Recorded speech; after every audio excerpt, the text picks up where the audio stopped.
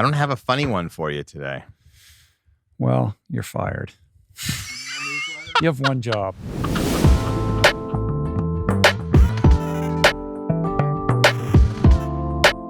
I'm not sure I'm ready, but The clock is ticking. We're starting. Hey, everybody. Welcome to Roll On, where the Twitter to my Instagram, the LinkedIn to my YouTube, the Microsoft Word to my Google Docs, Mr. Adam Skolnick and I. Wait. Why am I Twitter, LinkedIn, and Microsoft? Because I'm the one who wrote that. That's why. I'll take it. Are you more LinkedIn or YouTube? Do I watch more YouTube or check LinkedIn? What do you self-identify with? Oh, self-identify? Which platform? Friendster. If a platform was a person, who are you? If a platform were a person, I am not an Excel spreadsheet. I can tell you that. Yeah. Is that a platform? That's an app. I don't know. All right. Let's not get bogged down. Spotify. Okay. We are here back in the lime green chairs to banter across an admittedly absurd long table to dissect matters niche, trivial, and vital across a spectrum of our whimsical curiosities. Today, I've got a couple cool announcements. We're going to recap some behind the scenes on recent episodes, which is a new little feature we're going to test out. We're going to share, as always, a few highlights from the subculture of endurance. We're going to impart some truths and lessons learned from 10 years of hosting this podcast. We're going to recommend some high-quality content we've been enjoying. We're going to answer a few listener questions and probably go off on a few random tangents along the way. But first, how goes it, fine sir? Oh, you're typing? Am I on? Yeah, you're typing. Are you typing? We're recording right now. Are we live? The typing was supposed to happen before. Is this thing on? We started recording. Sorry, guys. We're off to an incredible start. I'm still hot. Yeah. I'm still sweltering hot. You know how like you go for a run and you come back and you sweat for another for almost as long as the run?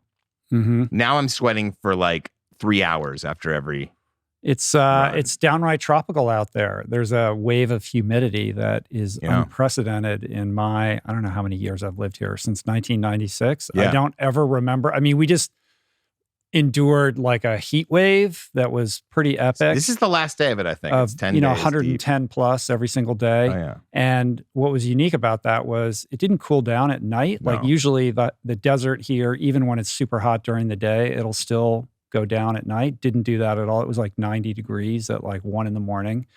And then we had a little bit of rain, and that brought upon us this humidity, which feels like we're in Hawaii or the East Coast. It's even further south. It's strange. Full tropical.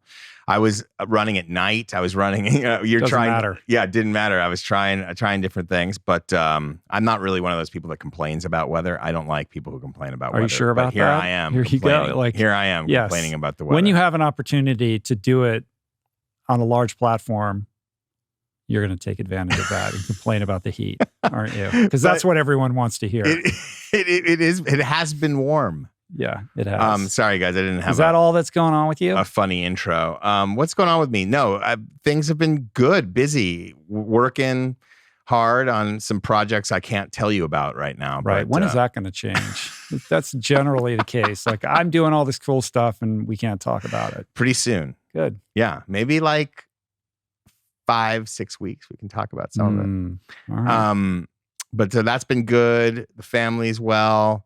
No real complaints. My one complaint is that I've been trying to look. We're beyond the weather. Beyond the weather. Ahead. My second complaint. We're trying to figure out travel stuff, and I'm stunned at how expensive renting crappy condos can be in Hawaii these days. Have you seen? Well, that? Everybody's back to traveling. Is that what it is? So everything is at a premium now. Yeah. So so now that we're coming out of this tunnel of work, we're trying to figure out a way to fly around again. So hopefully next year there's more travel content in my life. But otherwise good. Been watching a lot of tennis. Can we talk about the tennis? We can. I didn't watch any of it, although I know it was fire, the U.S. Open, but I was too busy to tap into it too deeply. Carlos Alcaraz, Carlitos, the youngest number one player in the history of men's tennis.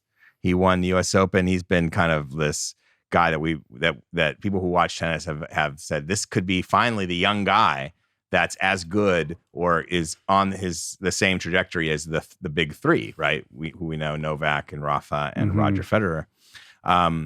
And all the young guys that have come up have always hit against that glass ceiling of those three guys. They couldn't get through them. This guy, Alcaraz, earlier in the year, his third tournament he won, he had to go through Novak and Rafa 2 days in a row. Right. And then he won a tournament against Zverev, another highly ranked player.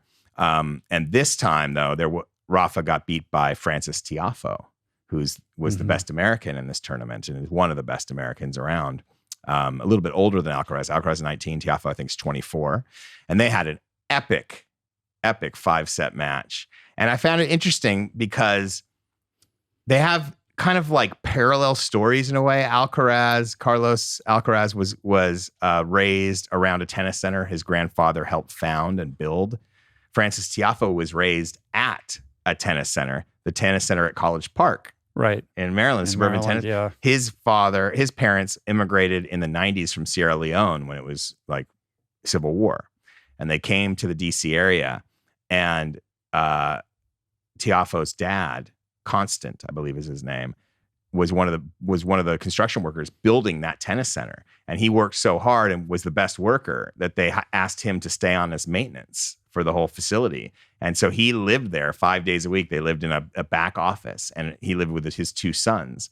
And Francis was seen hitting balls against the wall one day, and these coaches found him, and they basically, within a few years, by the time he was 14 years old, he was the number one junior in America. Yeah, it's such a cool story. Yeah. And so I just was thinking about how it's very Gladwellian, like the polarities. Yeah, but they both basically had the same access. One required, one was like a little more traditional. If your grandfather runs a tennis center, it makes sense that you would. The other one seems more good fortune. But in the end, that doesn't matter to the kid. Right. The kid's still there without all that access. Yeah, access. It's sort of like the Gladwellian story about, was he the one who told the story about Bill Gates having access to the mainframe? Yeah. Right. It's exactly that. I mean, obviously you have to have the hunger, and they both did. And it was an amazing match. It's worth seeing if you haven't seen it.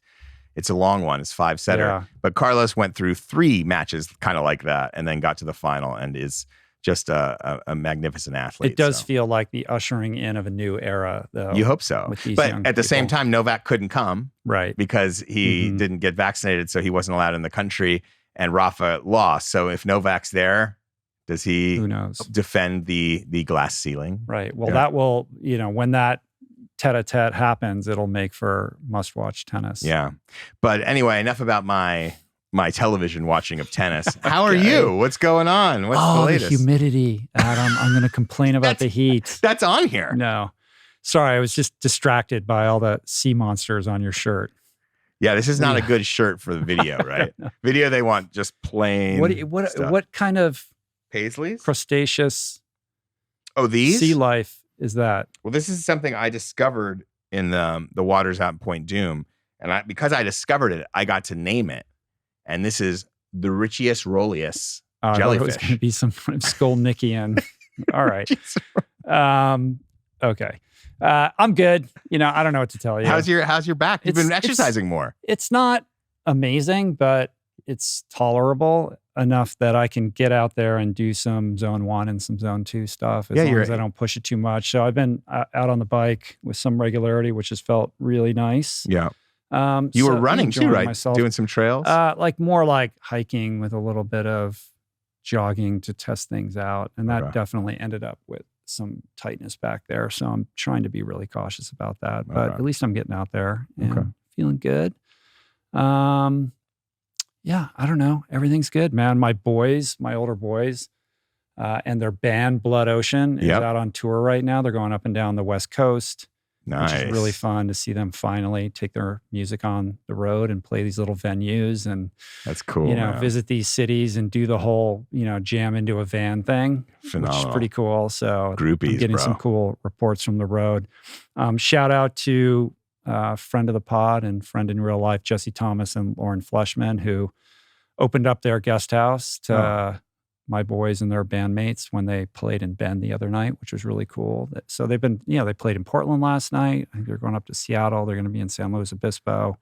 I've shared their tour schedule. Maybe I'll share it again. I love what you posted, and they sound fabulous. Yeah, they're doing good. So that's been cool. Have there been a groupie yet? Is there one groupie? I don't know. They don't tell you? No.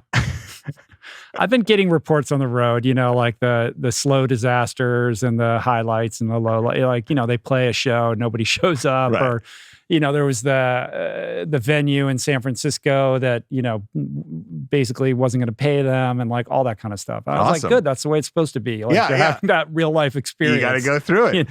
Are they, did they destroy Jesse and Lauren's home? Like, like hopefully real rock not. stars? Hopefully like not. Real rock stars throw like a rager party back there and just like paint the walls? Hopefully not. Okay, good. I cautioned them and explained to them that they had to acquit themselves as gentlemen. So hopefully gentlemen rockers. They seem like gentlemen rockers. They are. They're very solid young men. Aww. Super proud of them. Couple announcements before we get into it. The first thing is, I should say that, this podcast is slowly moving away from being a free diving podcast to an Anvil free promotional fan. Speaking of less show. Gentle rockers. Right.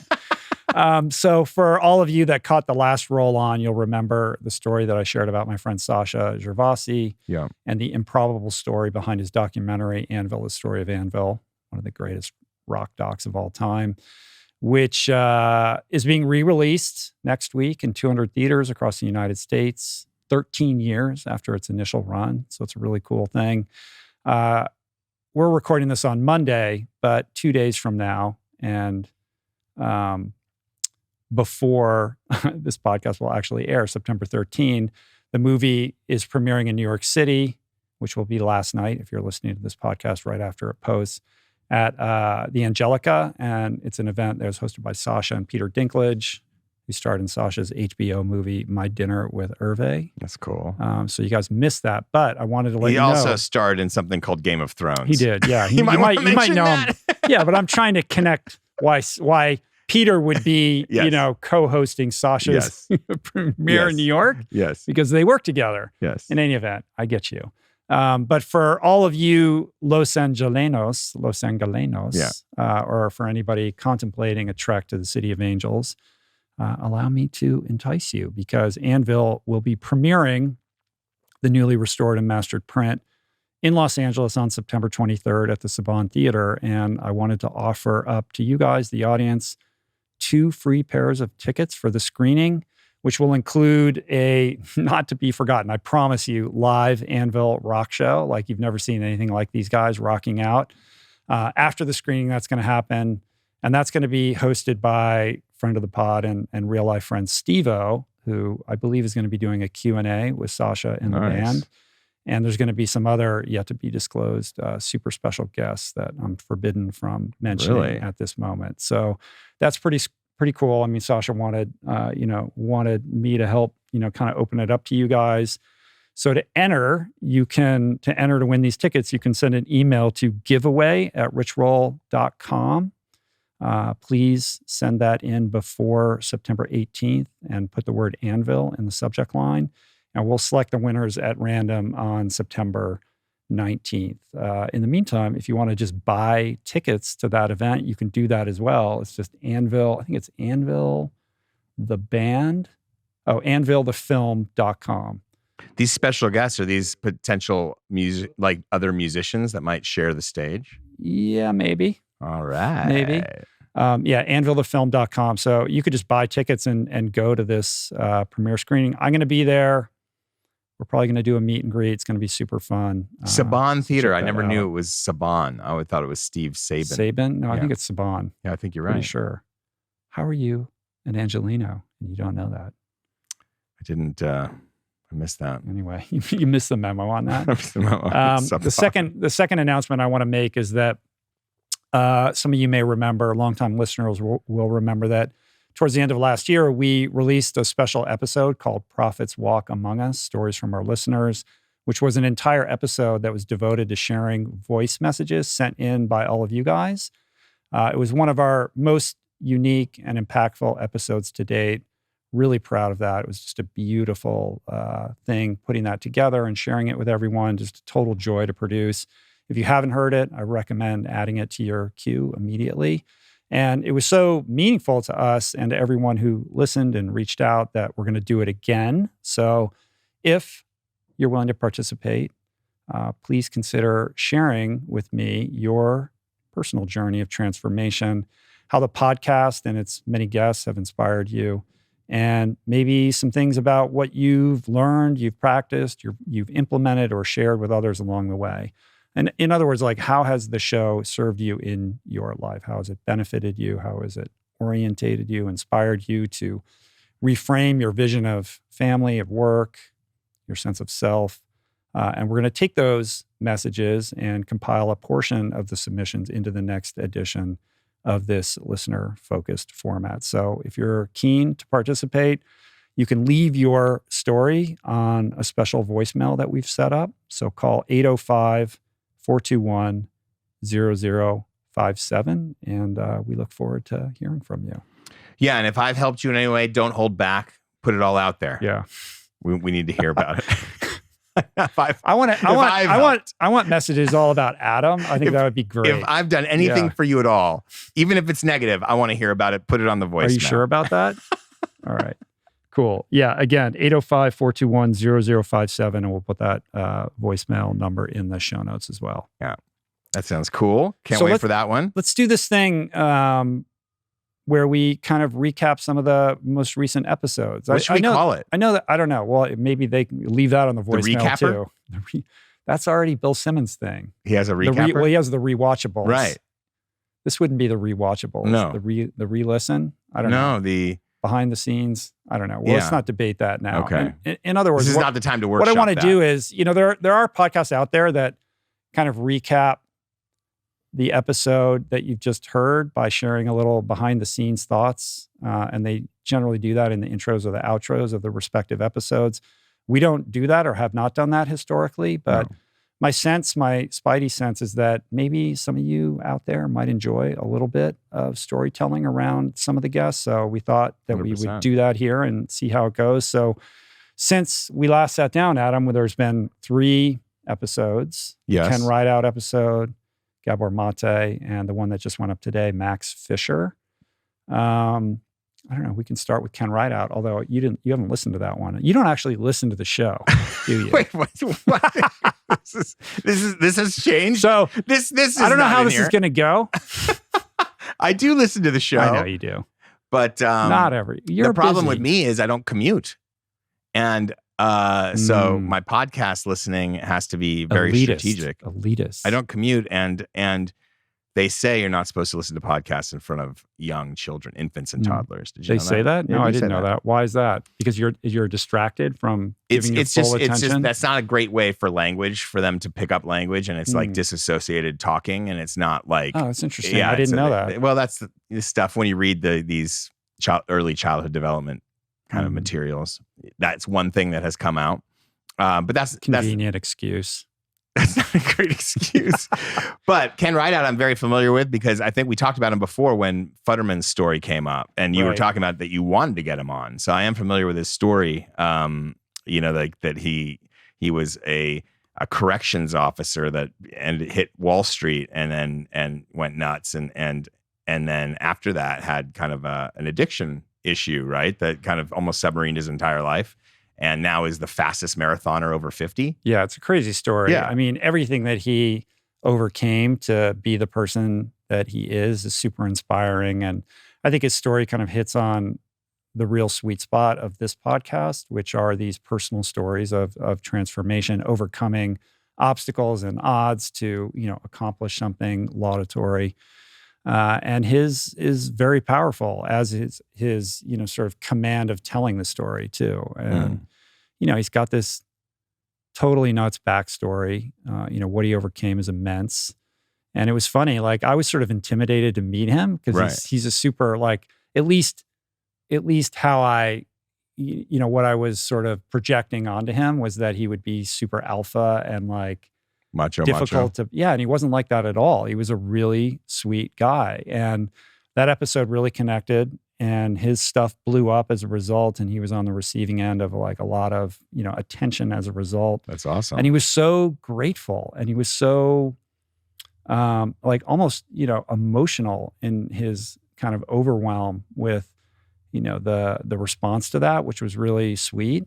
And it just made me realize, like, there's lots of guys out there with tough guy exteriors, and a lot of them don't have what Ken has, which is this huge heart. Like, to me, that's the differentiator. Like, he really is a sensitive soul who cares deeply about other people, and in a way that, not that other people don't do that, but there's a way that he wears it on his sleeve. Right. It's accessible. Yeah. He's like very vulnerable with his emotions around that, which you don't often find with guys that are, kind of tough guys or grew up in tough circumstances. Right. There was one cool story that we didn't get to in the podcast that maybe I can share now, which was that when Ken was a corrections officer, I guess I'm not supposed to call it a prison guard, although I think that's the term he used, but I got in trouble because I used prison guard, and corrections officer is the correct. I did a story on prison reform once. Oh, you did? And I had a copy editor look at it, and the copy editor inserted typos, but tried to tell me not to use the term prisoner. And so basically he wanted to call prisoners incarcerated persons. And so the copy editor changed all prisoner references to incarcerated persons. And that created typos and like really bad sentences. And so I had to have a negotiation to call them an inmate. How long ago was that? It would be 2017 when I think 2018. You can't use the word prisoner anymore. Prisoner you can't use, even though they're residents of a prison. You can't use prisoner, even though I wasn't suggesting they belonged in prison. Right. I was saying they are prisoners. But you can call it a prison. That's okay? That's my point. Incarcerated person facility? I don't know. I didn't get the memo this week. There should be like a white paper that comes out every Monday. Like, these are the words that are allowed. These words are back. Okay, I can use these words again. But these words are out. Yeah. It's corrections officer. Corrections officer. Yeah. But when he was a corrections officer, he actually worked with Mickey Ward, who was also a corrections officer? I guess so. Okay. Yeah. And, people, if that name sounds familiar, it might be because he was the boxer who was played by Mark Wahlberg in the movie The Fighter with Christian Bale, who played Mickey's half-brother, Dickie Eklund. Yeah. That movie being directed by David O. Russell, which was an incredible film.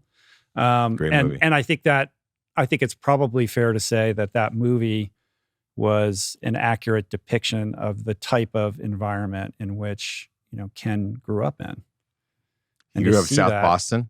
Yeah, I don't know exactly the neighborhood in Boston, but basically, pretty chaotic and rough and tumble. Yeah.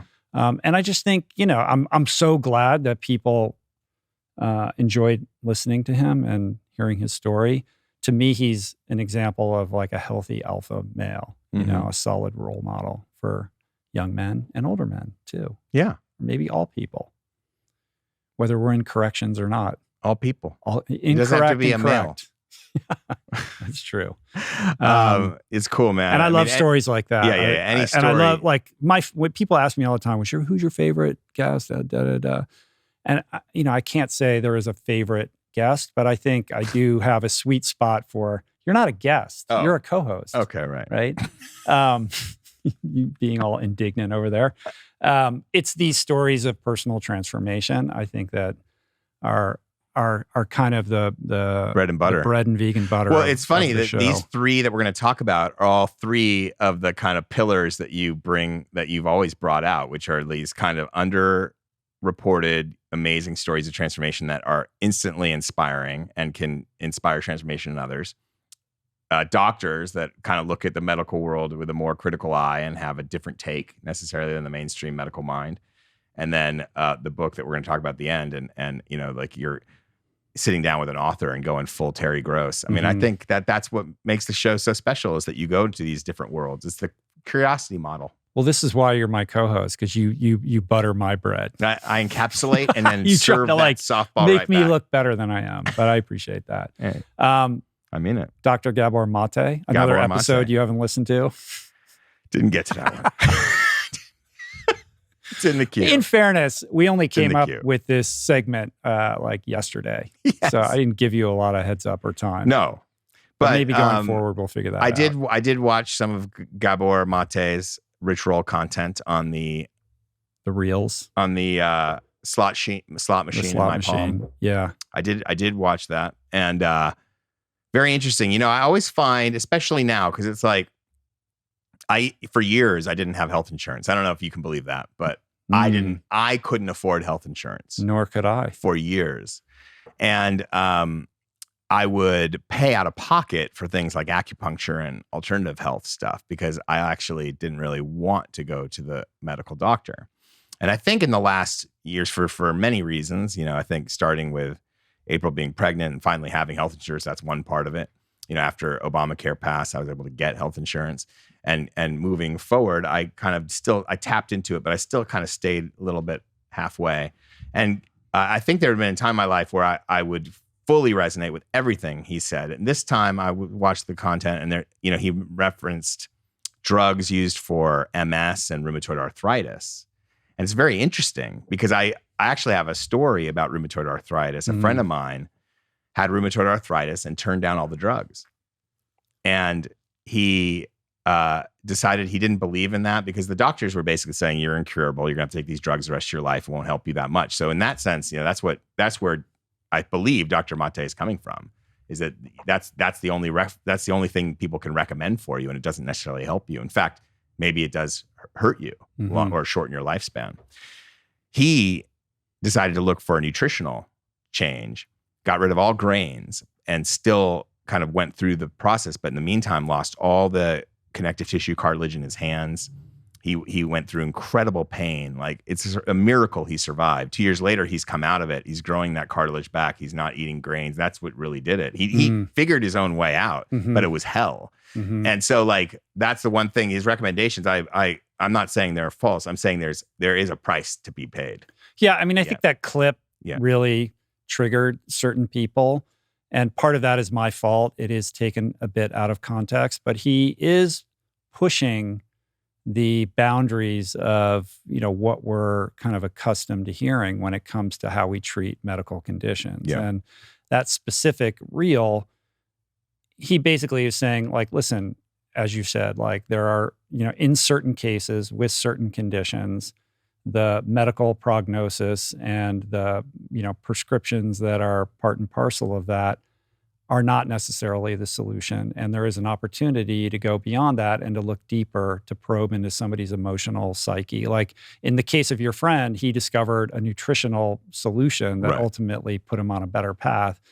Dr. Mate is suggesting an emotional exploration, which is even another level. That's hard, you know, especially like if you're somebody who suffers or you have a loved one who suffers, who's going through hell and has tried all sorts of things, or, you know, really has, you know, found a way to live while on these medications. That's a difficult thing to hear. And I'm compassionate towards that.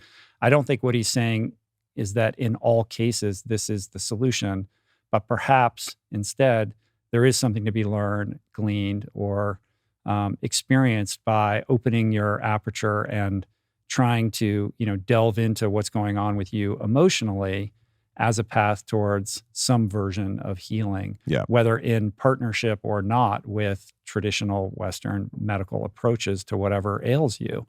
And it's, you know, it's something that's worth exploring and considering. Yes. And given, you know, he's not some wackadoodle guy who's coming out of nowhere. This guy's been treating people forever. Right. And his thesis emerged out of his work with thousands of, you know, basically low bottom addicts in Vancouver, and realizing the relationship between unhealed childhood trauma and drug addiction later in life. And this later book, this recent book that he just came out with, The Myth of Normal, is really about extrapolating upon that thesis to say, at the root of many diseases lies things like unhealed trauma or emotional distress that is compartmentalized and not actually healed, right? And if we can go in and heal that, what are the downstream ramifications of that on health? And his, you know, he would say that they're profound. Right. And that we need to start paying attention to that. And I think it's like, it's a challenging thesis. And, at times, like, I feel like I challenged him, he challenged me. Yeah. This is something that happened in our first podcast conversation as well, because I'm so indoctrinated into 12-step.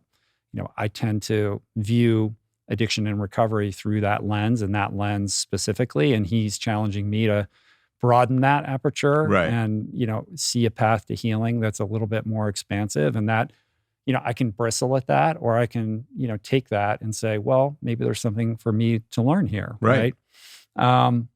Anyway, I think that's another episode that is doing really well. And I think he's, helped a lot of people and is a really important voice.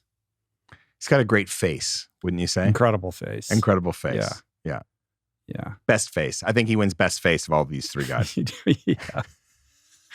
He has an unbelievable, unmistakable face. Before we get to I'll ask you this at the end. I wanted to ask you kind of like a nuts and bolts question about the podcast, but I'll ask you at the end. But right. But yeah, great face, a great voice. And yeah, I'm not suggesting that any of his conclusions are wrong. I'm just suggesting that when you venture off the path to try some other methodology, whether it's emotional or nutritional or whatever, there often is a price to be paid in pain. Mm-hmm. And that's okay if you can handle that. But I just think that that's important to also say. It's not like it sounds like a better fix. It's not an instant fix or an easy fix either. None of these things are instant or easy. Of course not. Yeah.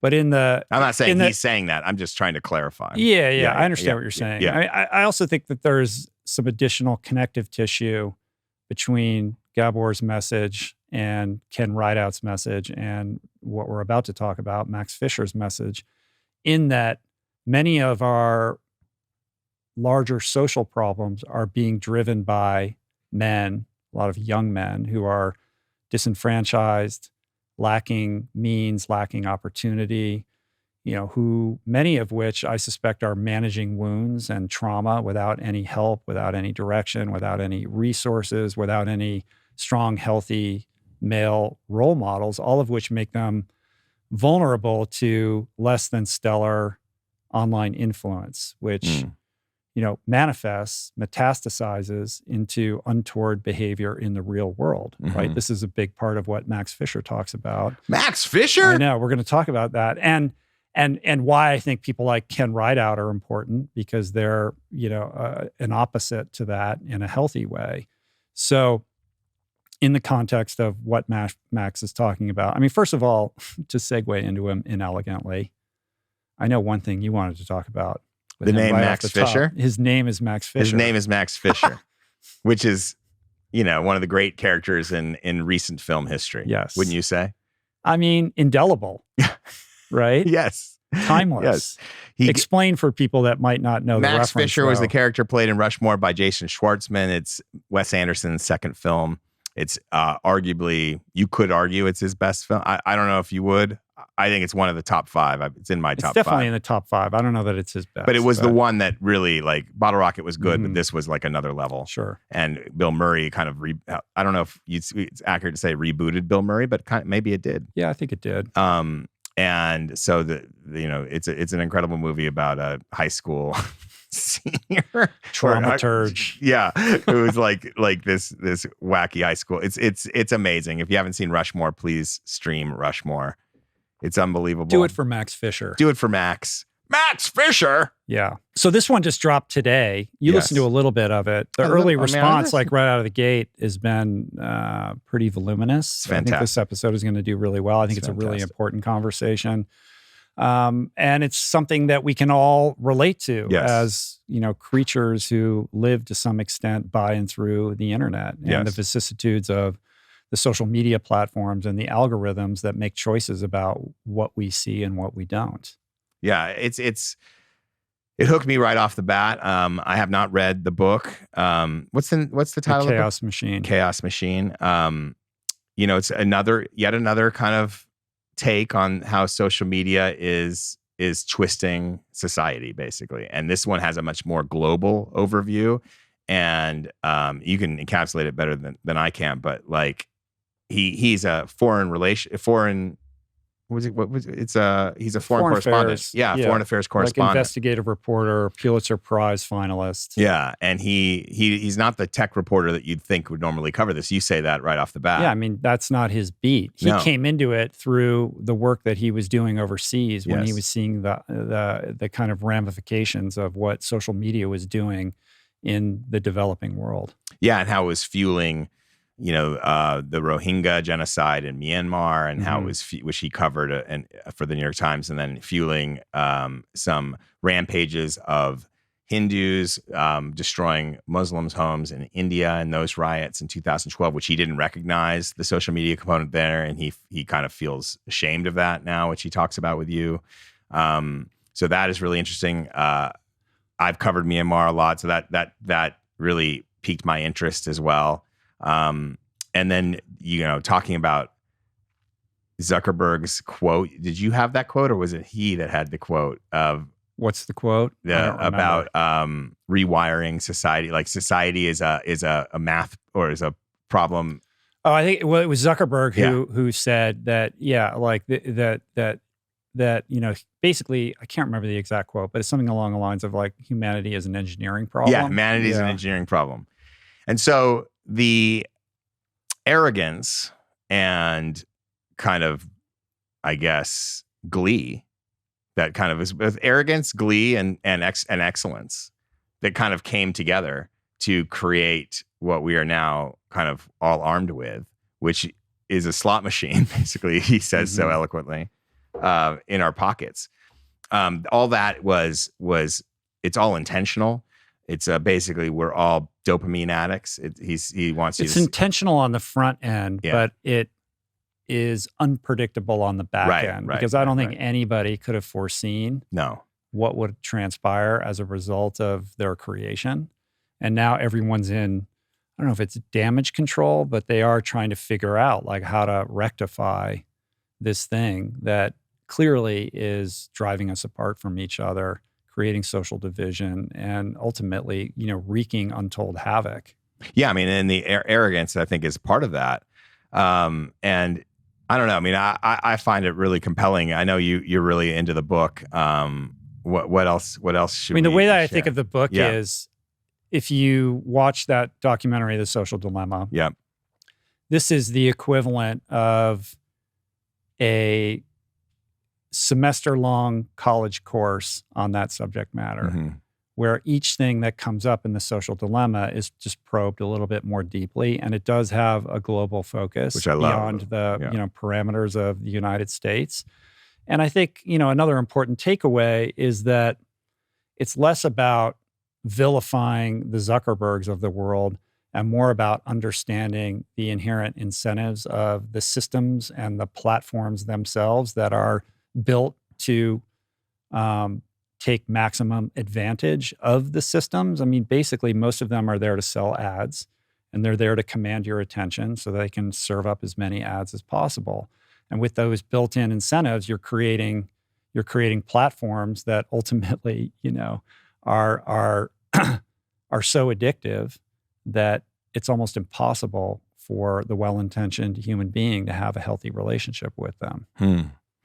It's interesting. Right off the bat, you guys start talking about the Rohingya Myanmar issue, which was a Facebook issue, and how the UN has actually said that Facebook exacerbated what ended up being kind of a series of pogroms that destroyed settlements and basically killed and murdered and maimed and raped Rohingya people. From the majority Burman population was involved in that. Some of them was the military. The military has been doing that to ethnic groups around Myanmar. I've covered that several times.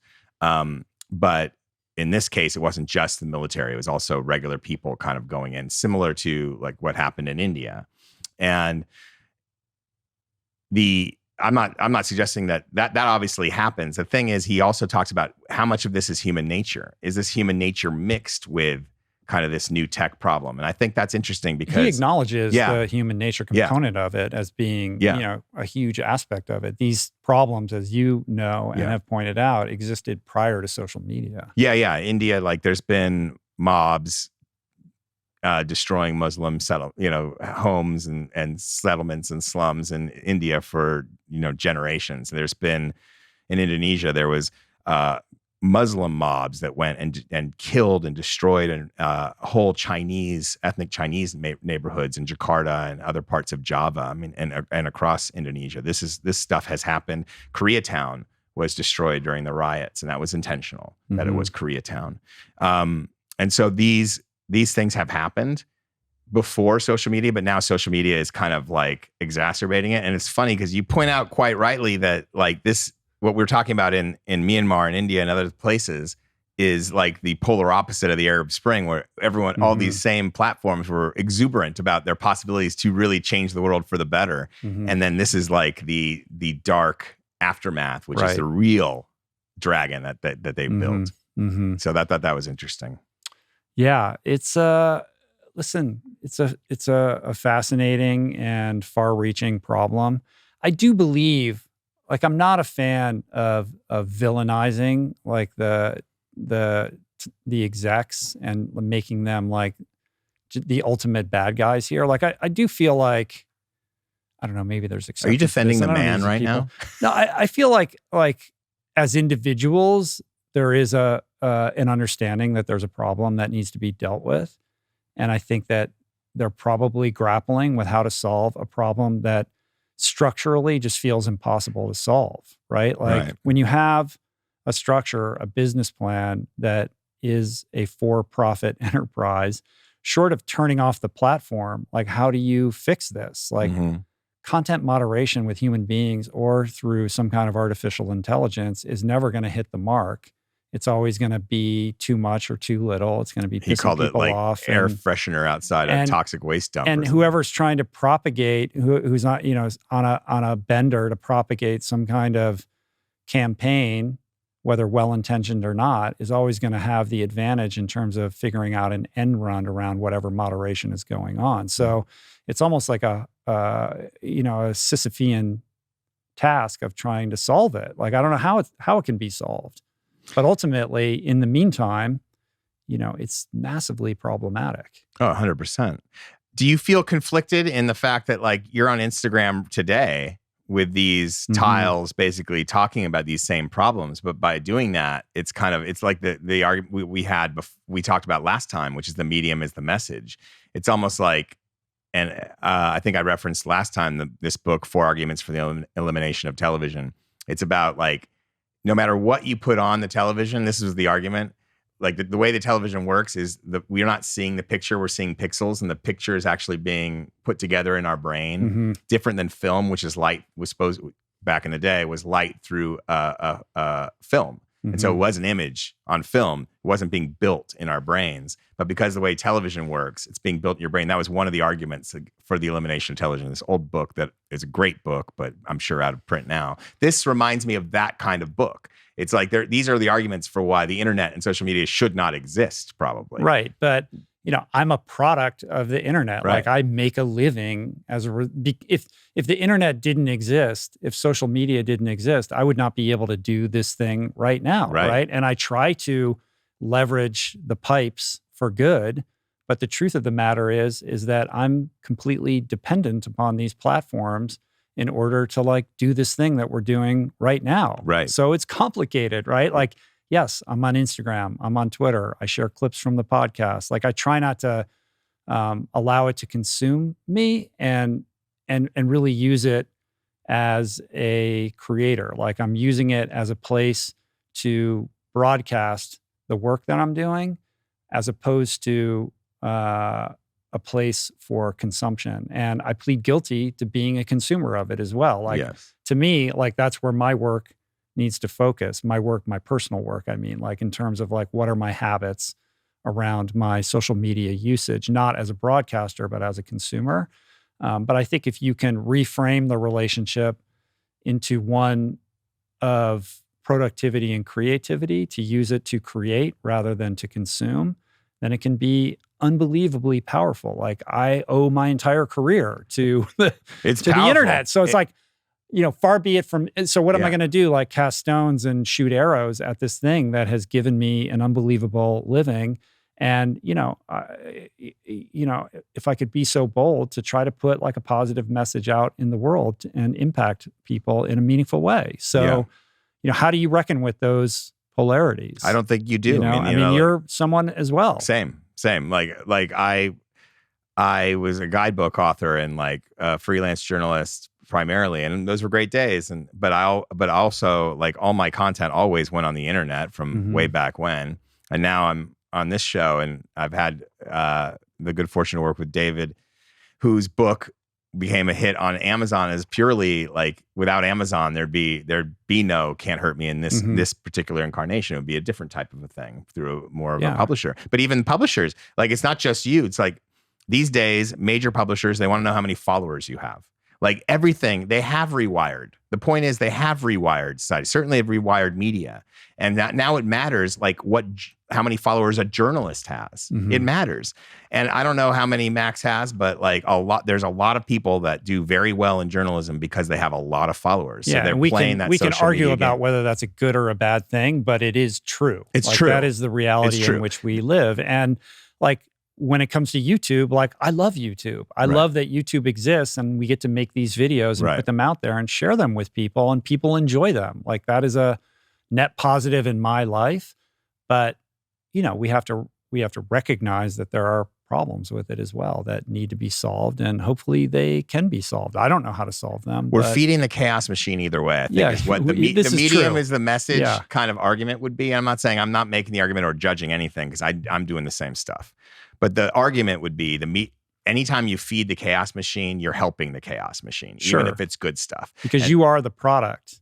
And one of the most powerful things that has stuck with me in that conversation with Max was this idea that we all think on some level that we're exempt from that manipulation. Like, all these people are being manipulated and they're going down rabbit holes, but like I'm not me. Right. I'm witnessing all of this. Right. But Look at those idiots. Yeah. And he's saying nobody is immune from this. And that is a very common, reaction. Like we all think that we're too smart for that. And yet subtly, incrementally, we're all being lured in one direction or another as a result of these like tectonic tech plates. He's clearly extremely smart, but also humble, which I liked. I mean, I just think it's a great podcast. I can't wait to finish the rest of it. I think it's interesting, though, when it comes down to it, maybe we should all unplug and just go do things that have no productivity involved at all. Like just go, maybe I should just spend most of my day underwater. Can I get paid to just stay underwater? Follow your bliss. Follow your passion. Like, maybe that's why Killian is the greatest. The universe will conspire to support you. Maybe that's why Killian's the greatest endurance or like ultra runner of all time. He does what he wants to do. All he wants to do is just run on a trail. He doesn't want to look at all that shit. No. Yeah. And look what it did for him. Hundreds of thousands of followers on social media. Yeah. That's his accomplishment. To you, come on. All right, let's take a quick break and we'll be back with an endurance sports check-in. Prophets walk among us. As a writer and podcaster for nearly 10 years, I've become more convinced than ever that our world is populated by scores of beautiful and brilliant people who have amazing stories to share. Those that we don't know, who can teach us something new and leave us all the better for the experience of their sharing. And so I've dedicated my career to tracking down the most compelling prophets on the planet, going deep with each of them on my podcast to elucidate the best of what they have to offer and to sharing the insights gleaned for the benefit of all. But the podcast is not the only medium by which to share their stories, which is why I'm proud to announce the release of my new book, Voicing Change Volume 2. More than mere words on paper, Voicing Change is a physical manifestation of the magic, inspiration, and timeless wisdom that transpires each week on the Rich Roll Podcast. The first edition of Voicing Change was a beautifully rendered book worthy of display on any coffee table. And Volume 2 follows in that tradition by showcasing even more of my favorite conversations in an elegant publication replete with interview excerpts, essays, and stunning photography, making for an exquisite companion to the first volume or a satisfying standalone work. Picking up this book allows you to revisit the wisdom of your favorite everyday prophets and physically interact with the life-changing ideas contained within. Voicing Change Volume 2, available now while supplies last for a limited time. Order your copy today only at richroll.com. All right, so during the break, Adam had to check to see how many Instagram followers Kilian Jornet has. 1.3 million. Good for him. I undersold him. Yeah. Yeah. Just running on mountains. Yeah. Doing his thing. Exactly. Well, that brings us to... Even he's feeding the machine. He is, right? It's not his fault. We all are. We all are. We're all complicit. At this point, it's not new news, but Kilian firmly established himself as the all-time GOAT by winning UTMB. Jim Walmsley gave him a run for his money, really went after it, but ended up third. Kilian took home gold in that race. And we don't need to recap the whole race because it was a couple weeks ago at this point. Right. But I thought what was interesting was 100-mile race, right? Yes. Yeah. UTMB, the most prestigious mountain race. Yeah. Was this article about his UTMB training and race data. A lot of this data was made public, and there was an article in Trail Runner magazine, kind of analyzing it and briefly synopsizing some interesting takeaways. So from that, which I think is instructive, they saw, and this is just what he kind of shared publicly, maybe he's doing more training beyond what was in his Strava and kind of his Coros data from his GPS watch, but he logged 1,200 hours of training annual over the year, right? 1,200 hours. 88% of that training was at lower intensity and included a ton of cross training. And most instructive was just the incredible amount of zone 1 and zone 2 training. So 56.9% of his training was in zone 1, 20.2% in zone 2. Crazy. At the highest end, zone 5, only 3.8% of his training, which I thought was super interesting. Yeah. We'll link up this article in the show notes, but it kind of goes through zone by zone, his approach. And, I think if you're somebody who thinks that marathon runners and ultra runners log a bunch of junk miles and let's just get rid of the junk miles, I think Kilian is powerful proof that those are not junk miles. He's building this just implacable foundation, this base that makes him bulletproof and very resilient as a runner. So anyway, I thought that was really cool. Super interesting. Zone 1. I can't pack a bag in zone 1, so. You can't. You don't have, for Kilian to run in his zone 1, which is like walking for a normal human being, he's probably running he could probably run 7-minute miles in his zone 1. You think in zone 1? Because he's so efficient on flat ground, 7-minute mile. And he's been building this base for so long. Right. His zone 1 pace is, I'd be very interested to know what his zone 1 pace is. I'd be interested too. Anyway, speaking of long distance running, the 3,100 self-transcendence run is underway. I think they're on day 9 at this point. Okay. Longtime listeners will remember Sanjay Rawal, who was on the podcast back in 2018. That was episode 389. He is a runner and a filmmaker. He made a documentary called 3,100 Run and Become, which is all about this race, following some of the participants. Essentially, this you know what this race is, don't you? No. Oh, so this is, I talked about it with Camille Herron because she's interested in doing it. But it's a 3,100 mile running race where you basically run around this city block in Queens that's a half mile long. They open up the course in the morning and they close it at night. So it's not no sleep, you sleep at night and you show up in the morning and you run as much as you can until they close the course. And you have to complete the 3,100 miles in 52 days or less. So basically you have to run an average of 59.6 miles a day. The 2019 winner did it in 47 days. And this is just one of the most insane races in existence. A crazy maker. Yeah. And the people that compete in it, interestingly, you should watch Sanjay's documentary. We'll link it up in the show notes. You can get it on Amazon Prime. This guy who won, the same guy who won in 2019, his name is Ashprahanal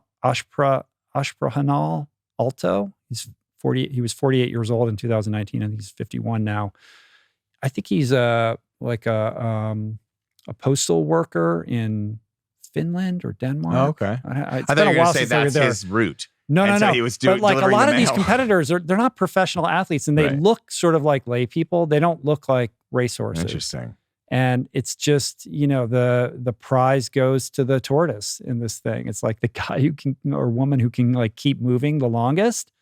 It's this war of attrition. It's kind of an unbelievable crazy thing. So the goal is to transcend the self. Well, yeah, it was created by Sri Chinmoy, who's sort of this, guru figure. Okay.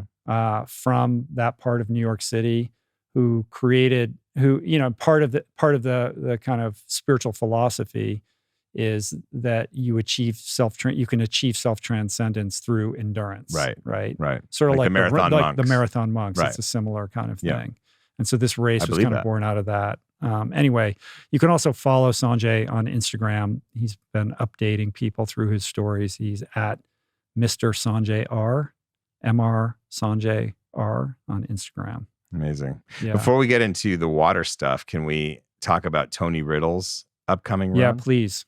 September 15th, he is going to be running Britain's longest trail, the Southwest Coastal Path. It's 1,000 kilometers. He's going to be doing it in 10 days to beat the current record. So he's going for an FKT. Mm-hmm. So that's 100 kilometers a day for 10 consecutive days. And the elevation is equivalent to scaling Mount Everest 4 times. So what is that? 100,000 plus feet of elevation gain. And so he's doing that. Starts September 15th. He's going to be posting about it on the Natural Lifestylist. So that's a place to see it on Instagram. And he's raising money. He's raising money for the Southwest Coast Paths. I guess they have a restoration fund. Yeah. And also a documentary highlighting Brazil's next indigenous congresswoman. So he's like his main his pet causes are the environment and indigenous rights, indigenous people. So he's got 3 causes that he's raising money for. So if you are feeling it, go over to his Instagram and you can read a little bit more about it, and then kick in some money or just watch the show. Do we have links for those nonprofits that we can put in the show notes? Where's our link guy? I don't know. You're our link guy. Okay, yeah. I'll find them. I'll give you your links. When I was in London, I did a podcast with Tony. So we talked all about his preparation for this challenge. Okay. Just with the post-production schedule and all the guests that we've had. Unfortunately, that episode's not going up in advance of this challenge. So when it does go up, bear in mind that it was recorded prior to that. In the meantime, if you want to get down with Tony, you can listen to the first podcast that we did. I don't know what number it is. I love that one. Search Google for that. And where he got you barefoot running. He did. And we made a little video. Yeah. Where he took me through some drills and things like that, which is fun to watch. And he has a documentary out about his 3 Peaks challenge, which is called 1 Man, 2 Feet, 3 Peaks. I think it's like an hour long or something like that. It's a pretty good watch, and it gives you some good context for who this guy is and how remarkable he is. He is a remarkable human being. Running, in his Vivo barefoots and climbing these peaks barefoot. Family man. It's wild. No furniture in his house. No, family man. A lot of squatting. A lot of natural movement. But they sleep on the floor. They sleep on these pads, right? They don't have chairs. Right. And he's a beautiful, wonderful guy. I just love that guy to death. So cool. A transcendent. Should we talk about this 100-mile offshore challenge? Is it even a challenge? I don't know. I mean, no. I remember when this came up. It's not. Did you post it? I wonder if I saw it on your Twitter or on one of my other many daily forays into social media. This came up and was suddenly everywhere. So this rapper, Young Thug, posted from jail, I guess. So his roommate I don't know who Young Thug is. A fellow was an incarcerated person, his roommate?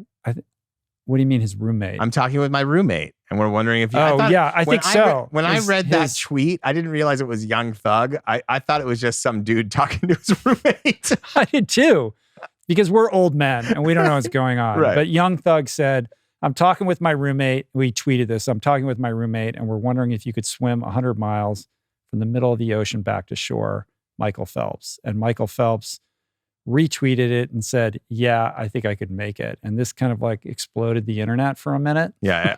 Especially in the open water circles. Like please, can Michael Phelps bring some star power to our sport? So like CBS Sports ends up writing an article about this, taking it seriously. Like, could he actually do this? Like, what would it take? And talks about like who Young Thug is and all the like. And he was in jail at the time?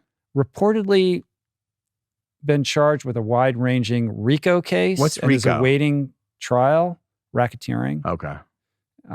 So I don't know anything about that part of the whole deal. Okay. You're not endorsing his RICO case. What do you think? Could Michael Phelps do this? Well, I think he could. You know, I think people have done longer swims, right? I think Cameron Bellamy was preparing a swim that's about that long at one point. Well, Pablo Fernandez broke the record for longest distance ocean swim in 2021, traveling 155.3 miles in 26 hours. Incredible.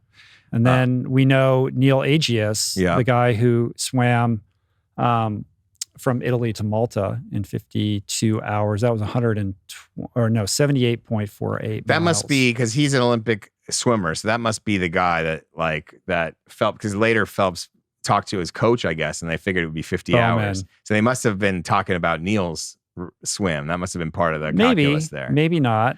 I think he could do it. I think that what would be cooler would be to have him try to go for a record at like the English Channel or try to find like one of these crossings to do first. You'd have to do some training anyway. Mm-hmm. So you'd have to do long swims to prepare. You couldn't just do the 100. Right. So, wouldn't it be cool if he decided to like go for the Triple Crown, the record, the FKT and some of these channel swims? I'm telling you, people who cover channel swimming would really like I'm sure that's going to be big motivation for him. I mean, let's be honest here. Could he do it? Of course he could do it. Like if Michael Phelps set his sights on a goal like this, he's going to accomplish it. If he says he could do it, he can do it. Yeah. But here's the thing. This is never going to happen. Like this is not a real thing. No. I love that there's news articles about this as if he's actually contemplating it. He is living his best life right now. He has accomplished everything there is to accomplish. Like, could he? Yeah, if he wanted to put his time into this. But why would he do that? He looks fit. He's enjoying his kids. Why would he going to golf tournaments? Because the inside milk, man. He needs something else. I don't know. He needs the primal nature. But how long? Listen. Like, first of all, what ocean, and where in what is his longitude and latitude here? Is it cold water? Is it tropical water? Is there chop? What are we talking about? Well, here? I mean, if he's planning on doing, he's not planning on it. He's not. But it's like, I love the whole conversation, like imagining that he's actually planning for this. He decided to. He tweeted that and then he never thought about it again. Most likely. Yeah. But if he decided to take it on, I think you end up having to pick a window. And within that window, you deal with the conditions as they are. Mm-hmm. Like that's how it usually goes. But where in the world would you set your sights on doing this? Like where would his first window be?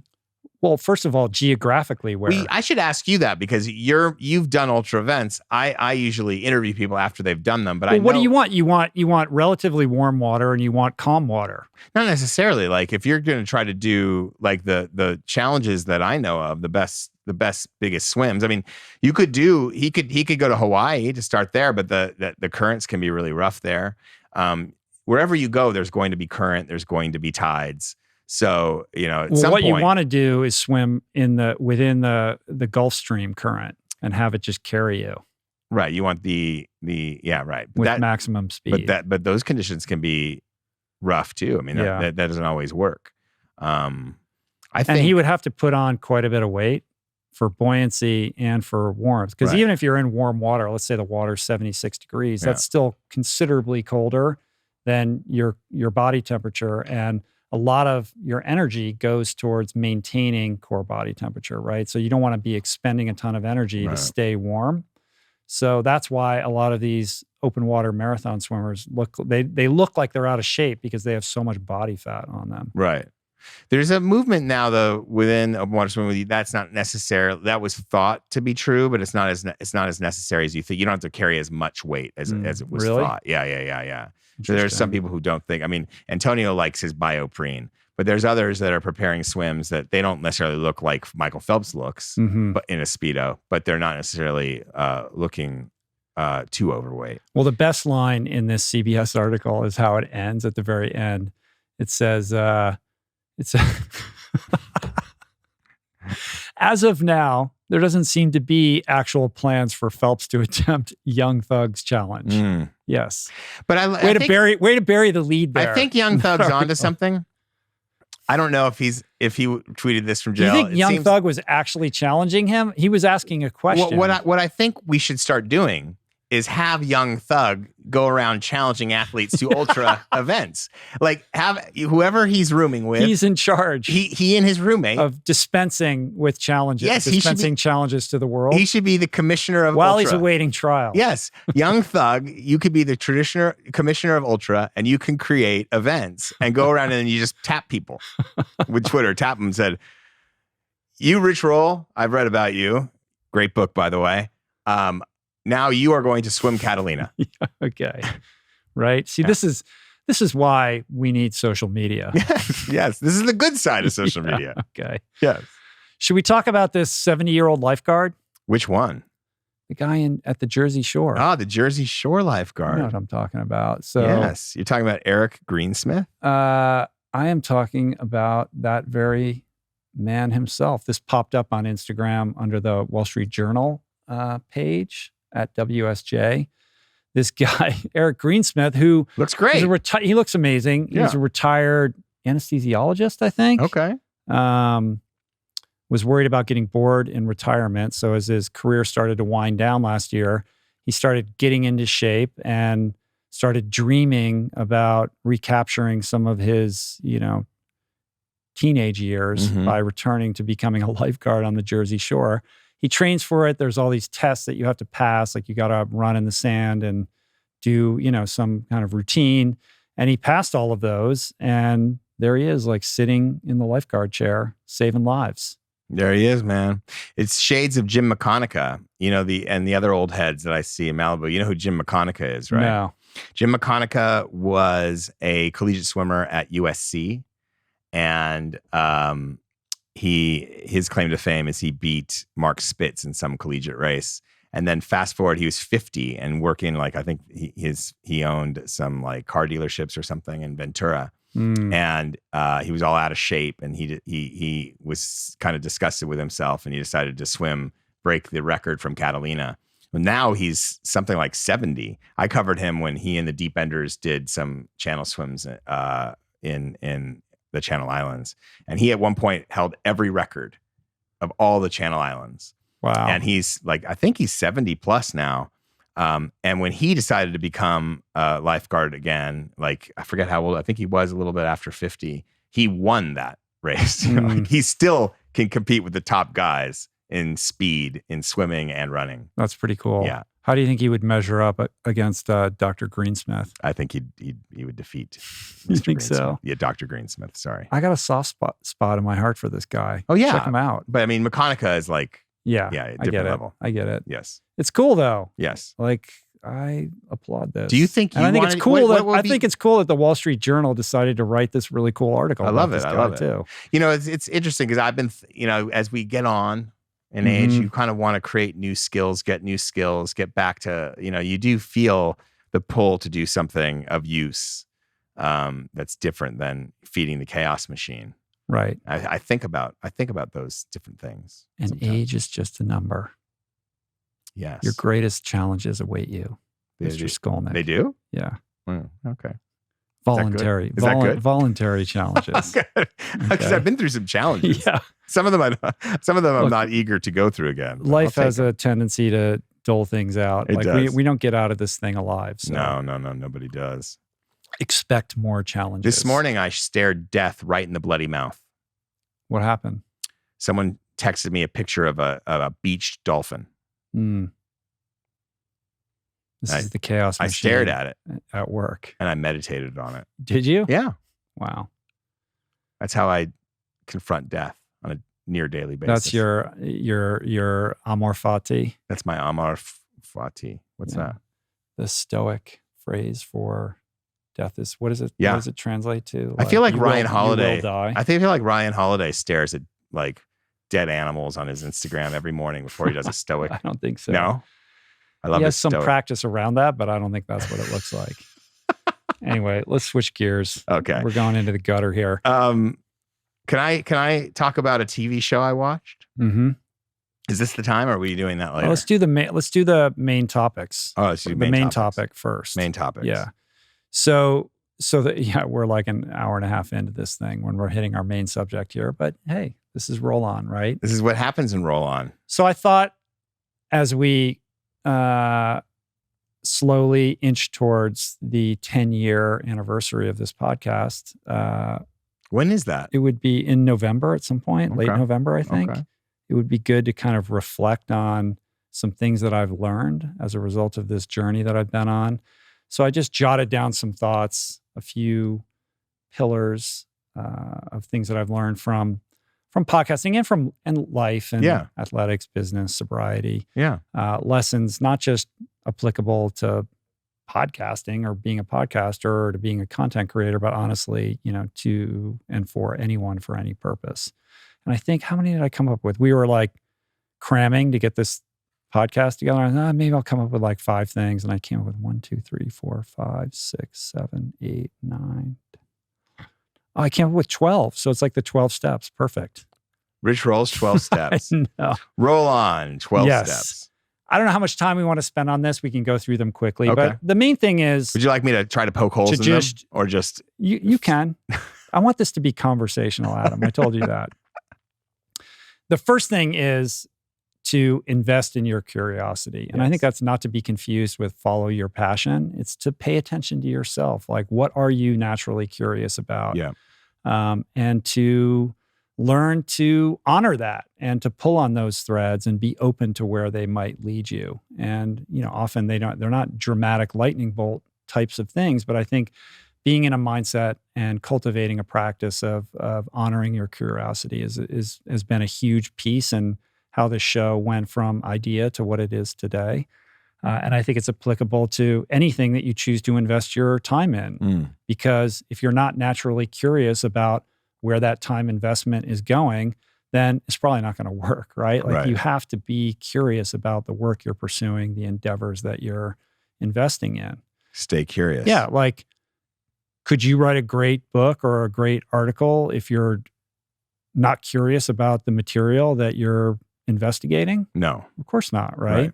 Can you achieve an athletic goal if you aren't curious about what that journey is going to reveal about who you are and where it might lead?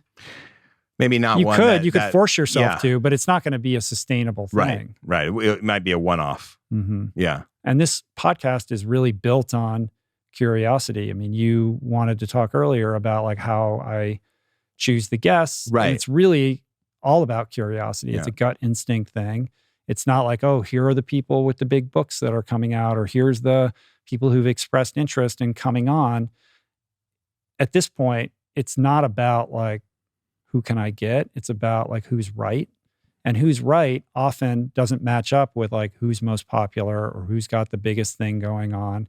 It's about who I'm naturally curious to learn from, who I feel a gravitational pull towards. And that's really been like the guiding principle or light. And it's all about curiosity. Love it.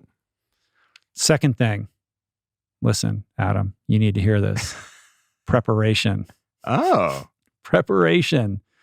There are no shortcuts to anything. You can't cram for a competition.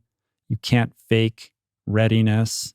In order to be present, in order to be able to execute to the best of your ability, I cannot overemphasize the importance of preparation. Mm-hmm. And in the context of this podcast, I would say on average, maybe between 6 to 8 hours goes into each guest. Okay. Reading their books, listening to other podcasts they've been on, reading all the material that I can find, background material, news articles, blog posts, etc.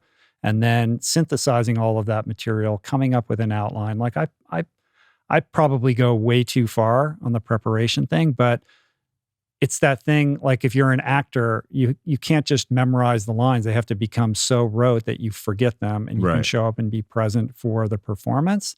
Similarly, like I have to digest all of this and allow it to kind of percolate in my unconscious mind so that when I show up to do the podcast, I'm not reliant upon looking on notes, even though I have the iPad open in case like I have a brain fart or something like that. And I just trust in the preparation and try to be as present as possible and allow it to be what it wants to be. But I think what you see are a lot of people like faking the preparation part and trying to kind of,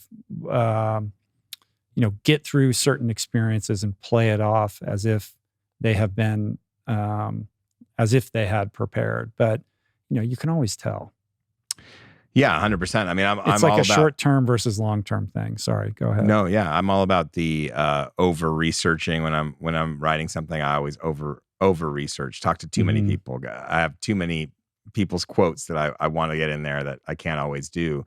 You feel bad about it sometimes because you can't get to everything, but so it creates this other problem. But in the end, it always delivers better material. So I think in media, preparation is key. 6 to 8 hours sounds like I like, because it seems like you put in, like I wouldn't be surprised. I wouldn't have been surprised if it was 30 hours based on some of the interviews you get into. Yeah, I mean, and it depends. Yeah. It depends on, with authors, it's generally more. Yeah, because you have to consume their books and all of that. But and this is applicable to everything. Like if you're going to be an athlete, you want to show up for your competition prepared. Of course. You don't want to be trying to get away with something that you actually didn't earn. No. And all the things that you seek through participating in a competition, like the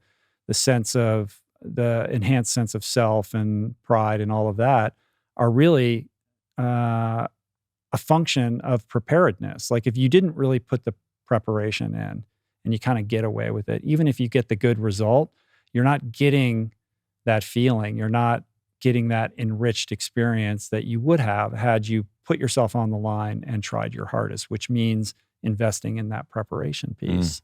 Love it. Next thing, listening. Most people are terrible listeners. If you can master listening, the art of listening, you're already going to be way ahead in just about everything important in life. I think that's true. I'm sorry, what'd you say? See? I know. This is why roll-on never works. Right? I agree. When you can match the preparation with listening, I think, people ask me like, oh, what are, give me some advice about how to conduct an interview or how to do a podcast. It's like, follow your curiosity. There's only one you. Be super prepared for what you're going to do. And then show up and listen. And I feel like so many people are in their own heads or thinking, like in the very narrow context of podcasting, so many hosts, they're not listening to their guests. No. They're just waiting to ask the next question, or they're just biding their time until they can tell their story about their take on something. And not just in podcasts. You see that on television interviews. You see it all over. And it's terrible. Right? Yeah, it's not the best interviewing. And the best interviewing is when you can find a spot that you can dive deeper. You can find the little rabbit holes and burrow into them. But also, like if you're taking that to daily life, how would you, if taking the listening piece, most people are terrible. How would you transfer that? I'm less skilled in the real world than I am. I don't believe that. Yeah. Yeah, it's about being present, right? Yeah. Are you actually listening to the people that you're engaging with during the day? And that's like, that's definitely something that I still need a lot of work on. I'm busy and I'm trying to get from one place to the next, and I don't really want to sit and listen to what somebody's trying to tell me when I'm perceiving them to be like an obstacle to where I'm actually going. Right. So I think it's inextricably linked with trying to be in the moment. And also that's another thing that the phones get in the way of, right? Sure. Good listening skills. Right. Because we're constantly. I listen to my phone really well. Yeah, everyone listens to their phone to the tip top. Yes. But yeah, that idea of over distraction gets in the way of it. So that's something we now have to be especially conscious of, right? And I think we always had to, but good listeners, the less you talk, the more you hear. Right. More, yeah. The next thing is consistency. And this is just applicable to everything in life as well, whether you're an athlete, a professional, whatever it is that you're trying to improve at. Consistency is the most underrated and important piece in the whole equation. In the context of this podcast, consistency has been everything. Like, just keep moving forward. Every week you put up an episode. Some like they're not all going to be home runs. Like, just keep moving, let go of perfection, and create a sustainable model that factors in self-care so that you're in the best position to continue doing the thing for as long as you remain curious and passionate about it. And, on the subject of preparing for guests, like, I listen to a lot of podcasts, right? If a guest is coming on, I'll check out some other podcast appearances they've done to get a sense of, who they are or some backstory. And what I found, not all the time, but, there's a large percentage of hosts who are either ill-prepared, like we talked about earlier, or who are not listening, just waiting to ask the next question or to tell their story. Or in certain cases, it's great. But then I realized that host is no longer podcasting. Like, this was from a couple years ago, and they quit or they stopped because they couldn't maintain consistency, because they couldn't find a way to make it sustainable. Like, that's my only inference. So consistency is super important. And that means creating a system that is sustainable. So paying attention to how you've set everything up. And I've had to learn from my own mistakes, like starting off trying to do everything, being super perfectionist about everything, and then learning how to let go and empower team members and, create a schedule that has allowed us to like batch work and schedule way in advance so that everybody has an enhanced quality of life, and then taking time off at the end of the year so I can reboot. All of that has been huge so that I can remain as curious and as excited about doing this thing 10 years after it's begun. I love it. Yeah, that's for sure a hallmark of anyone in the creative arts. Consistency is paramount, because you won't even, most of the time, you won't even get anywhere for the first 5 years. So if you give up in that period of time, then and on that note, like, patience, right? Yeah, you don't get anywhere in 5 years. Like, we hear all this stuff about like, to change a habit, you need 28 days. Like, first of all, I think it's probably more like 100 days. But that aside, if you want to be good at anything, it's going to take 10 years. Like, I think a decade is really the best metric that I've seen in order to go from not necessarily beginner, but from competency to, maybe not mastery, but like true competency. Like 10,000 hours becomes 10 years for you. Whatever it is. Yeah. Like, I don't know if you can be that reductive about it, but things take time, and you can only rush things so much. So instead of trying to rush it, just understand this is what you're in for, relax into it, build over time. Whether you're trying to build a business, develop a client base, like, whatever you're trying to get good at, like, it's important to think in decades, not in days or months. It's very tough even when years. when you have this dream and you're young and you don't really see, like, God, that seems so far away. Yeah, I remember. I mean, if you're a new lawyer, it's going to be 10 years before you have a book of business and you're kind of well regarded as being somewhat expert in your specific field. I'm sure the same is true if you're a doctor, if you're an engineer. And certainly, as a podcast, like, we're at 10 years now. Like, when we started, we were small. Now we're larger. I still have tons to learn. I would not consider myself to have mastered this at all. Like, I try to approach it with a beginner's mind. But it took 10 years to go from where we were to where we are today. And that's just the deal. When I was a swimmer, it took me from age, 10 to 20. Right. Good. Obviously, there's some physical development in there, but that was a 10-year period. And with podcasting, it's been from 2012 to 2022. It's funny. In the end of 2004, beginning 2005, I went to Indonesia for the second time, and I met up with Elizabeth Gilbert, who I had met my previous trip a few months earlier, 6 months earlier. We were all there. And my sister was with me, and we all went to go see Ketut. I forget his last name, but like one of the holy men that she consulted that's in Eat, Pray, Love. Mm-hmm. And so she went to see him, and then she took me to see him. And he did his whole thing where he's kind of tells your fortune. You know, he predicted the success of Eat, Pray, Love, by the way. And he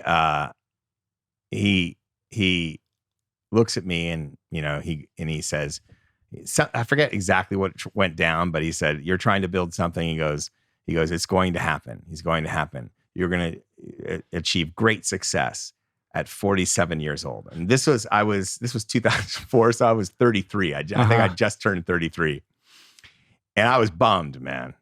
I was so bummed. You know, I was like, God, that's a long time. Like I could barely make rent at 33. Like I'm thinking, how am I going to make rent for 16 years? That's where my head went. This is how kind of fucked up I was thinking, but it's true. I mean, it was scary to hear that. Mm-hmm.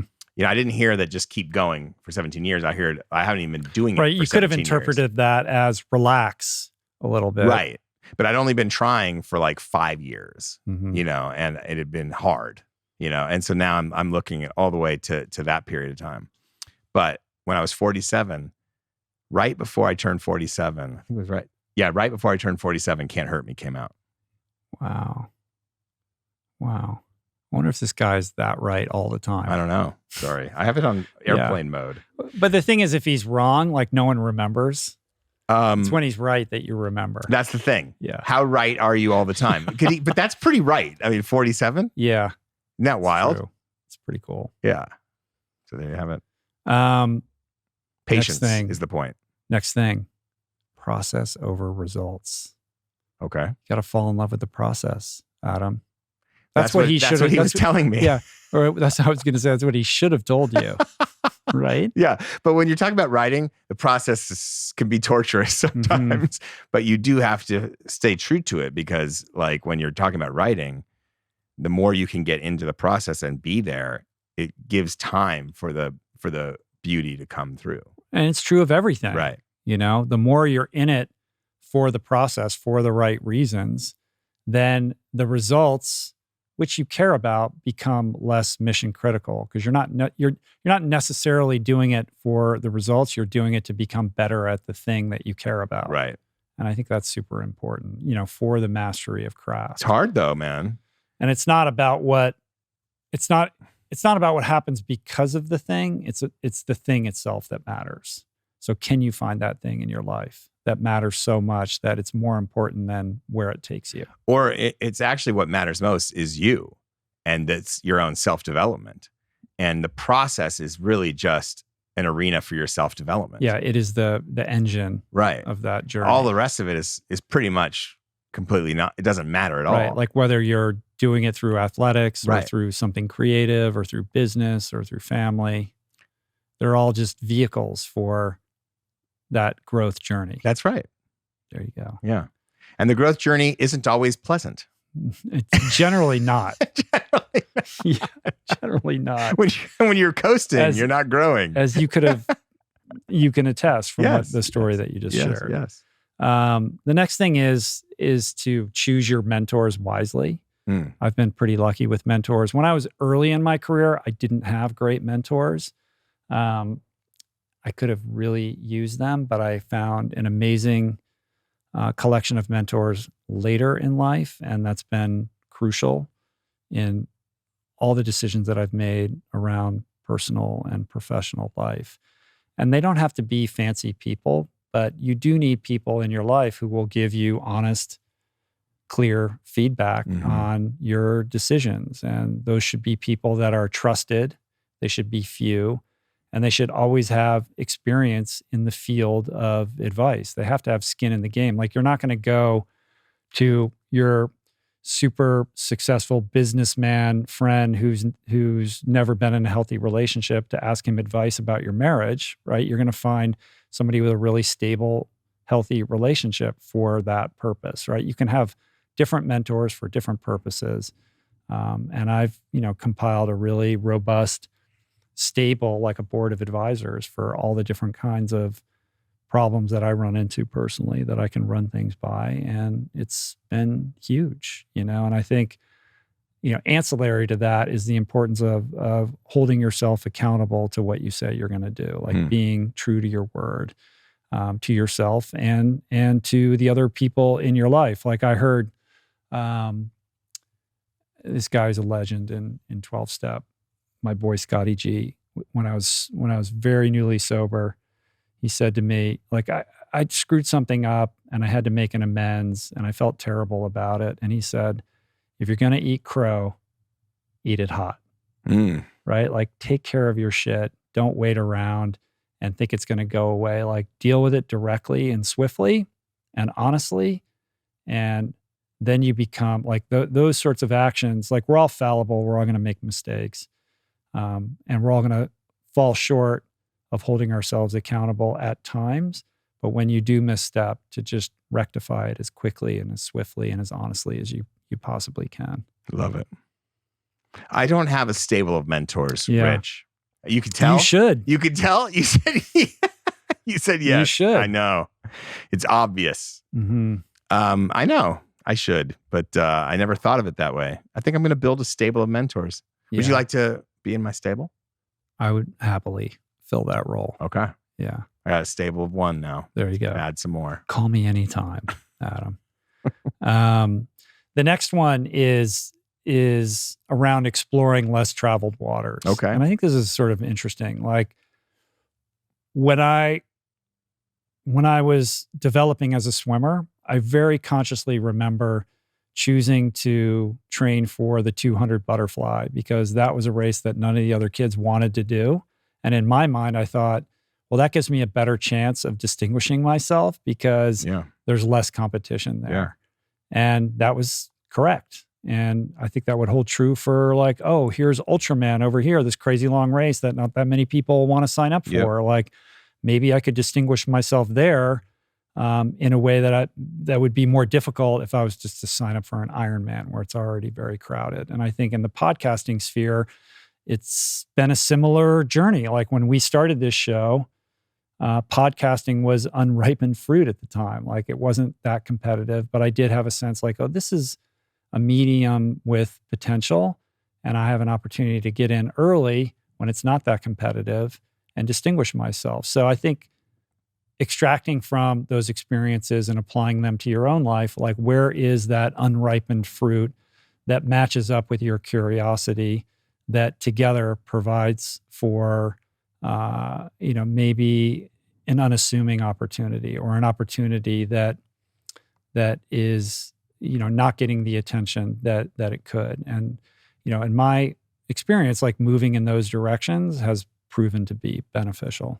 If you look at all of this stuff, it's like you could see how your background in athletics completely fed your success because you're looking at it very strategic. The principles are the same. The principles are the same. Yeah. Yeah. Consistency, perseverance, yeah, hard work ethic, yeah, showing up, accountability, yeah, identifying the opportunity.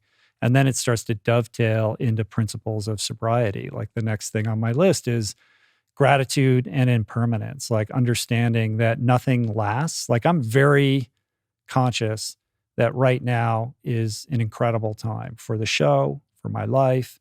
But I'm also aware that like, it's not going to always be this way. Like this is a very impermanent thing. Like it will not always, like we have this sense like, oh, this is the way that it is right now. It's always going to be like this. Like, I know that it's not, this has an expiration date on it like everything else. So in the meantime, make sure to express gratitude for what you have. Yes. To appreciate the moment while you're in it, rather than to only see that in retrospect later on after that moment's passed. And that's not a default mentality for me. Like that's something I have to practice to be aware of. Like celebrate the small victories along the way. And the big ones. And understand that the big ones, like as human beings, that we have this weird wiring where we think like, oh, like that was great, so it's always going to be great, or that was bad, so it's always going to be bad. Right. Like everything is in flux all the time. Recency bias. Recency bias, not taking anything for granted. Yeah. Not creating expectations one way or the other around what it's going to be like tomorrow. Love it. which kind of segues into the next thing, which is loved ones first. Like, and this is a recurring kind of theme on the podcast. I've had many guests recount a version of this notion that, every deathbed regret orients around a lament of time not spent with the people that you love. Like, how many times have you heard that? A lot. Right? Yes. And how well do we practice that? You're asking when we get me how caught well up, when we get caught up in the chaos machine. I'm always in my head, man. Yeah, it's hard, right? Yeah. Kids, partners, friends. Yeah. Are they getting the best of your time and attention? Or are they getting the scraps at the end of the day because you're tired and you've already expended that energy? I could be a better listener. Me too. Yeah. Me too. Yeah. Right? Yeah. I mean, this list isn't a list of things that I'm mastered You're and practicing. I'm now telling you. These are things that I'm working on myself. Yeah. That I'm very fallible at. And then, continuing in the kind of sober trajectory here, it's all about like contribution. Like, what are you giving back in service? How are you empowering other people? And this is a drum that I've banged many times here on the podcast. I think you do this. I mean, I think the yes and no. audience here would tell you that you do. Right. But this is also a for-profit venture at the same time. Yes. It's like finding those things of like, how can you merge those things? Like, there's pure service. And then there's, you can make an argument that this is in service to other people. It's in service to myself too, if I'm being honest. Right. But I think, understanding that whatever you invest your time in, you must also find a way to make sure that it's also about something bigger than yourself, something that allows you to give back in return for the gift given, and I think ancillary to that is this idea of practicing entering all scenarios from a perspective of what you can give, like what can you positively contribute rather than what you can extract, what you can get, how you can get one over on other people or get a leg up, which goes to this idea of long-term strategy versus a short-term approach. Like, yes, if you go into a meeting and you're trying to one-up somebody, maybe you win that battle, but ultimately you're going to lose the war. And the war always goes to the person who leads with gratitude, who is giving back, who is contributing more than they're extracting. And I think that is, again, this is not about podcasting. This is about like, how do you conduct yourself in the world? When you enter into a conversation with somebody or a social setting or a meeting or an exchange with your kids or your partner, like, what is your mindset? Are you trying to contribute? Are you trying to improve the environment that you're in? Or are you looking to get what's yours and win? You looking to win, Adam? Not that often, no. Yeah, I don't see you like that. I'm not like that person, but I think that I like to build rapport. For me, a win is when rapport is built. Like, that's why you have me here. I'm the rapport guy. Yeah. You feel a rapport? A little bit. I'm trying. You feel it? It comes and goes. I feel like we have rapport. We have rapport. No, we do. Of course we do. No, I mean, I'm definitely not one of those. I've always thought that, like, obviously it's a foundation of the economy is the market economy, but the idea of having to profit the most off every deal, I think which is a product of the stock market, right? I mean, it's a product of all of that. And then there's a cascading down. Even small businesses end up in that same trap, even though they don't have investors to please.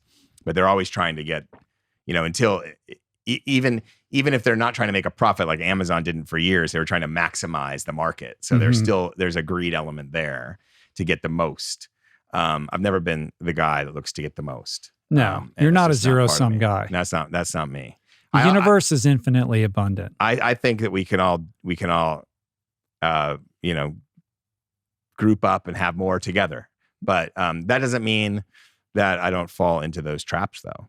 Yeah. Yeah. I mean, one of the greatest gifts of this podcast is it has provided this opportunity for me to pursue a living that feeds my family. Right. But there is this other aspect of it. It's like, I feel like it feels good to know that I'm trying to contribute something positive. Yeah. And the marriage of those two things has created this vocation that I just feel like so lucky. Like, I can't believe I get to do this. And there's a feeling that you get when you know, like, I'm trying to do good, even if I'm not succeeding necessarily, like the intention is there. And hopefully once in a while, like the product is there as well. Well, that's what's cool about kind of creative endeavors and media in particular is when your goal is a win-win, you can feel that, and like that's the goal here usually when you're sitting down with somebody. You're not trying to take them apart. You're trying to share what they have that's of value to people and to explore it for yourself. And that's always going to be benefit to the show and a benefit to the subject and a benefit to the audience. So it's like a win-win-win. And so if you're trying to go into things with win-win versus win, right, which is definitely your vibe here, definitely why we connect, I think that's the key. Mm-hmm. Yeah. Right? I think, 100%. I mean, I'm imagining a listener saying, well, you found this podcasting thing, you're lucky. Like, I don't have that thing. Like, how do you find that thing for yourself? Like, I'm not saying people should become podcasters, but there has to be something that you gravitate towards when you cultivate that curiosity that over time can develop into something that is both a pursuit that nourishes you, but also nourishes others. And, kind of bring it back into the context of the many guests that we've had here. David Goggins would tell you that motivation and inspiration are fleeting. They're not sustainable sources of energy.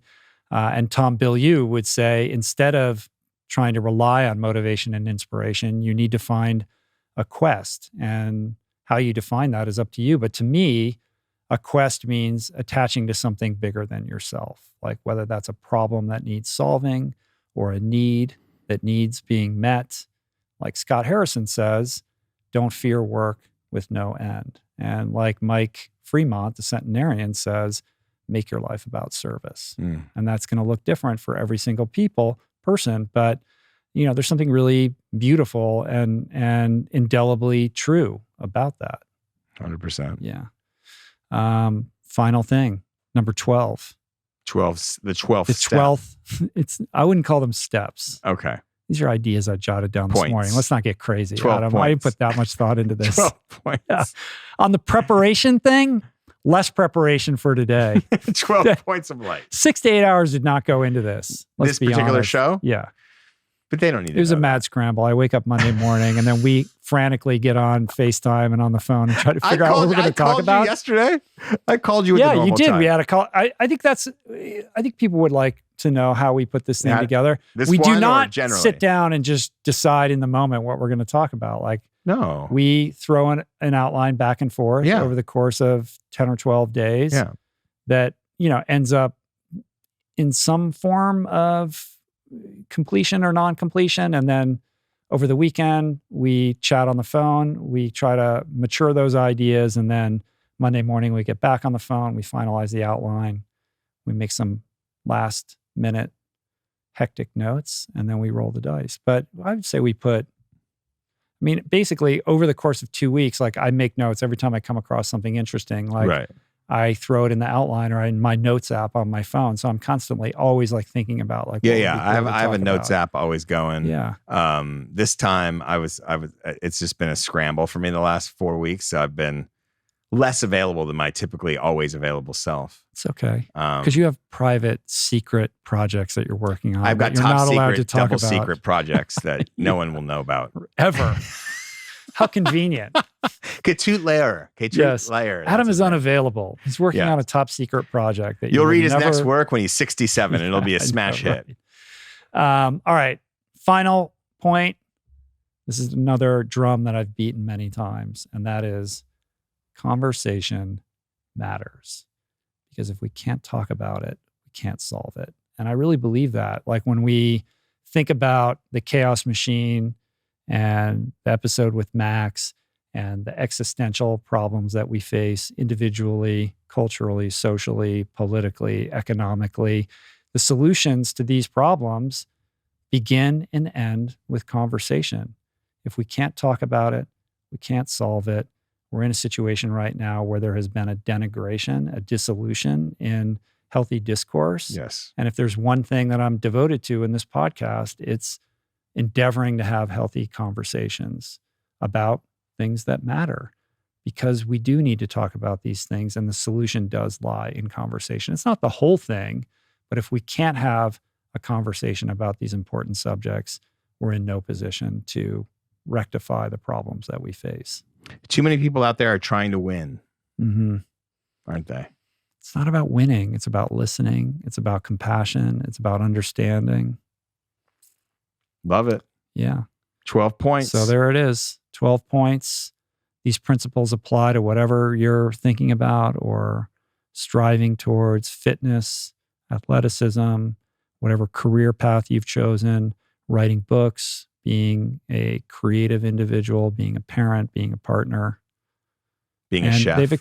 They come, like, it is interesting. Like, I was writing these down and I was like, well, these are things that I've kind of learned from podcasting, but I kind of learned them from being an athlete. I've learned them being a sober person for an extended period of time. I've learned about them being a parent and a partner, and they all kind of congeal. So I can't separate one from the other. Right. But I like that you're analyzing yourself and what your experience and what you've been through. Like, that kind of stepping back and taking the time to do that is cool. Like, I just never do that. Like, and it is healthy to do that, you know, and if you don't separate yourself from your life to take the time, then you forget too much, you know, like, you don't see as clearly the principles that have guided your own life, even if you are guided with some principles that matter, that are true and pure.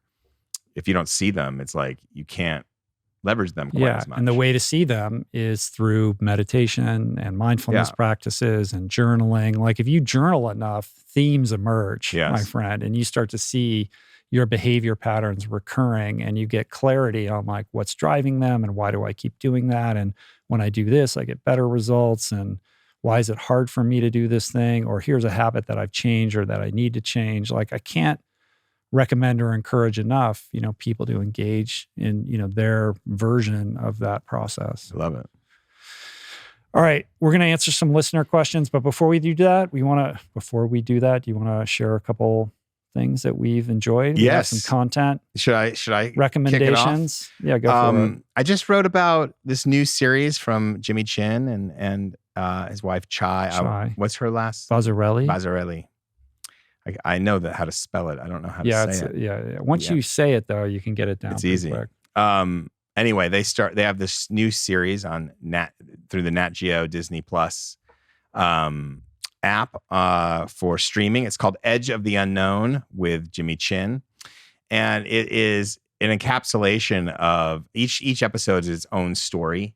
And basically, it came out of this story that I wrote should be up for outside before this episode drops. But I had a chance to have a Zoom call with Jimmy, and he talked about how after Free Solo came out, he kept getting approached by people who wanted to know, how come these athletes don't feel fear? Basically, some version of that. Like, what is it about these guys that they don't feel the fear? How could Alex be on that wall and not feel fear? Mm-hmm. And so this was kind of his way of showing 12, all of who are the best at what they do, whether it's a big drop kayaker or a big wave surfer. He has Justine Dupont on there, or Travis Rice, the snowboarder. You see them all in the moment where they failed or almost died. And through that lens, you also see how much preparation goes into the sport they do, why they're doing it. You actually see them as these unvarnished human beings going through this crazy experience and then coming out the other side. These stories aren't necessarily new. They're kind of like some amazing stories from the last 15 years or so of adventure sports. Conrad Anker's Heart Attack when he's climbing a mountain is in there. Jimmy's. Do they have film documentation of that? It's amazing footage. I mean, It looks phenomenal. Jimmy's avalanche story that's in Meru with Jeremy Jones, that's in there in a much deeper way. So it's like it just, in the footage, I can't express enough how great the footage is. Some of it's like the Red Bull cameramen hanging out of choppers, but some of it is people with GoPros in the river, you know, like, and that kind of is even more moving sometimes. So it's really incredible. They're only like 22-minute episodes, I think. So real easy to digest. And it's made for the core audience all the way through the kind of casual armchair adventure. Yeah, I would imagine for the hardcore adventure person, they're already familiar with Jimmy's work, and they know that he's chronicled these various people and these various challenges. But the average viewer doesn't know. No. Like, maybe they saw Free Solo, but how many people saw Meru or some of the other stuff that they've done? I think it's really cool. I'm looking forward to watching that. I was meant to be in Anaheim last Friday to do a fireside with Jimmy and Alex about the show for some kind of Disney Plus upfront event or something like that. But I couldn't do it. I was too busy. I'm kind of bummed that I couldn't make it around this new series. So I'm really looking forward to checking it out. Yeah. It's their first foray into television. They've had, Oscar wins for Free Solo. They made The Rescue. Mm-hmm. And they have obviously Meru. The first of many Thai Cave productions. That's my next. Yes. I'm working on something. There's like a lot right in now. the pipeline there, but they were the first. I love that documentary. I feel like it should have gotten more attention than it did. I thought it was unbelievably rendered. And it is that combination of, yes, the guy hanging out of the helicopter with boots on the ground, GoPro, like cinema verite. Yes. That, he's exceptional and him and Chuck. There's nobody like him who has a boot at the top of both fields. There's just nobody like that. Yeah, cool. Yeah.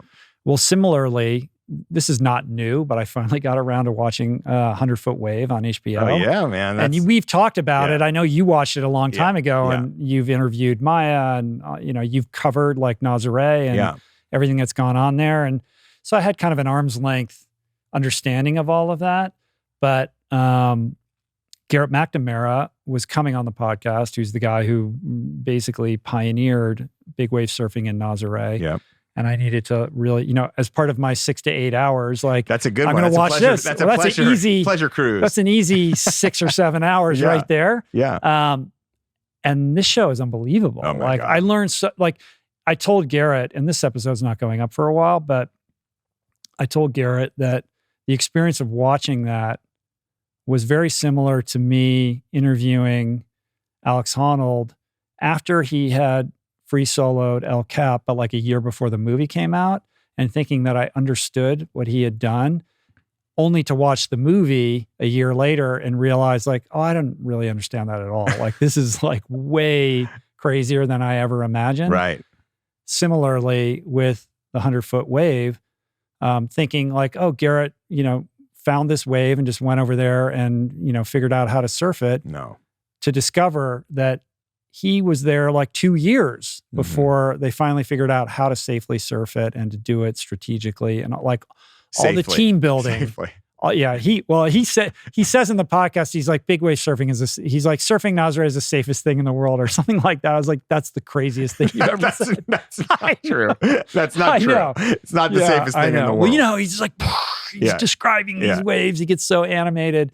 But how much went into team building and research and strategy and consensus building and getting the government on board and getting the lighthouse open and getting the resources, like putting those pieces into motion took a long time. But he understood that. Like, he understood the only successful way for him to do this thing was to do all of this foundation building first, which is really smart, right? And obviously ends up being successful, in contrast to when the Brazilians show up and think that they're going to be able to just go out there and do it and realize very quickly, like, oh, that's not going to work. Like, I just learned a lot and developed a greater appreciation for Garrett's level of mastery and his, unique sort of genius. And I thought the storytelling and the cinematography, I mean, they just won an Emmy for best cinematography. Oh, yeah. And, it's like, how it's do you get better than that? It's extraordinary. And they're doing a season 2, which I think they've already shot it. It's already wrapped. Yeah, right. It just hasn't, I think it's coming out in January or something like that. I think Garrett McNamara is one of the greatest leaders and visionaries in the history of adventure sports. And I think that it's really laid bare in 100 Foot Wave why I feel that way. So I don't even want to say anything more about that. Just watch that if you haven't seen it, because and watch it be in advance of the podcast. Because his leadership the podcast will be better if you've watched it. It's incredible. It's challenging, but also very nurturing, and he gets people to do things that they never would have thought themselves they could do. Right. Like he knows training who local to push. crew. He knows how to find the right people. But he's training local crew to run basically safety on jet skis who've never done anything remotely like this. Wave runners. Yeah, and wave runners. Yeah. And he, anyway, he's a very special individual, and his whole upbringing is special. I mean, just incredible. His backstory is and incredible. His wife, Nicole, amazing. Yeah. She pops in on the podcast as well. But and Maya now lives there too. So it's like, you know, the Brazil, she had she nearly died there. And I think that's safe to say. It's been out there. I think I wrote about it, and she nearly died there. And she was actually, Garrett was one of the few big wave surfers or like surf stars that did not ever say anything negative about Maya. No. Like a lot of these, the big surf stars that were out there saying she's dangerous, whatever, and we're kind of treating her negatively. Garrett never did that. Mm-hmm. He always saw her greatness too. So that's what I'm talking about with the leadership. Yeah. Yeah. Check that out. Very cool. Yeah. My big recommendation for the week, though, is Shia LaBeouf's appearance on Jon Bernthal's podcast, Real Ones. Okay. Did you listen to this? No, I Here's another one you didn't listen to. I missed that one. Yeah. I don't really go around looking at Shia LaBeouf. I would strongly suggest dialing that one up for the drive home after the podcast today. I was very moved by it. Shia is incredibly, for people that don't know, he's an actor. He's, you know, suffered problems with addiction and had a very kind of public meltdown with some terrible, inexcusable behavior. And he's now in a place where he's really reckoned with his past and is endeavoring to the best of his abilities to make amends for his mistakes and kind of repair his life. Okay. And it's very emotional and powerful. Like there's something very pure and honest about it and captivating. And perhaps that's, you know, in part due to the fact that like Shia himself is a very charismatic individual. But I found it to be, especially for anybody who knows somebody who's struggling with addiction or, you know, has some connection to that disease and the wreckage that it causes, I think it would be healing and instructive to listen to it. And that's all I want to say. I don't want to spoil it. And Bernthal was on it's The special. Bear. I would say it's special. Yeah. And Bernthal. Bernthal's the king. Yeah. Like that guy's makes everything that he's in better. He was in The Bear, right? He was in The Bear. Yeah. Briefly. That's kind of that's a bit of a spoiler, but I don't know at this point. Sorry. Yeah. Wolf of Wall Street. Yeah. Amazing. Like leaps off the screen. Yeah. And now, of course, in American Gigolo. Yeah, right. Did you watch the pilot of this? I've not seen it yet, no. But, you know, the classic movie that this takes place like after the movie, like 6 years after the movie ends. Well, right? It's basically a reimagining of the movie, like as if the movie was going to be like a miniseries. Right. All the way down to, you know, the Blondie, you know, Call Me song that was part and parcel of the Richard Gere movie. And I think in watching that pilot, I was very worried because like that, I mean, that movie launched Richard Gere's career. Is it Paul Schrader who directed that? Yes. Yeah. Like how are they going to do this as a TV show set in modern times? Because that movie is like wed to the 80s. Right. Like the 80s is just like the it was pastiche of that whole thing. It's launched the 80s, and I won't spoil, I mean, I've only watched the pilot, but they take it in a pretty interesting direction. And Bernthal is always just a pleasure to watch. He's a very gifted actor with an amazing story in his own right. I really want to get this guy on the podcast. He's not only is he from DC, like we grew up near each other. His backstory is wild. Like his dad was a big DC lawyer who then became, I don't know what the title is, chairman or director of the Humane Society. Okay. He's a big animal rights guy. And he's got these brothers who are all super accomplished in their own right. Like his brother Tom just married Sheryl Sandberg.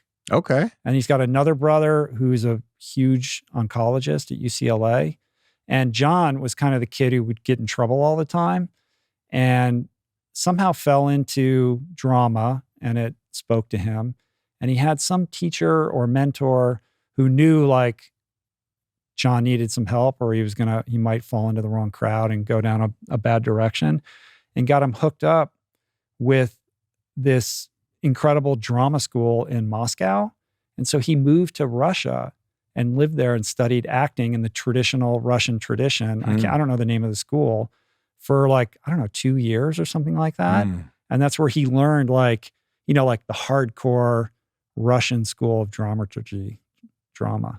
of acting. And Interesting. And there's something like really pure about that guy that I think is really special and cool. That's a journey. That's called right? Endeavoring into the process. Anyway. Deep in the process. Shia LaBeouf on Real Ones. Okay. Check it out. Shia LaBeouf. Bjork has a podcast. Is this a podcast you've listened to, Adam? I've listened to every episode. I haven't checked this one out yet.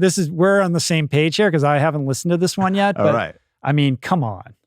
Like this has to be on your must listen to list. I need to listen to more podcasts is what I'm getting if anybody's going to revolutionize like what we imagine a podcast could be, I would put Bjork at the top of that list. So out of pure curiosity, I'm going to be putting this on my definitely to listen list. You ever listen to Conan O'Brien's podcast? I listen to that sometimes. Once in a while.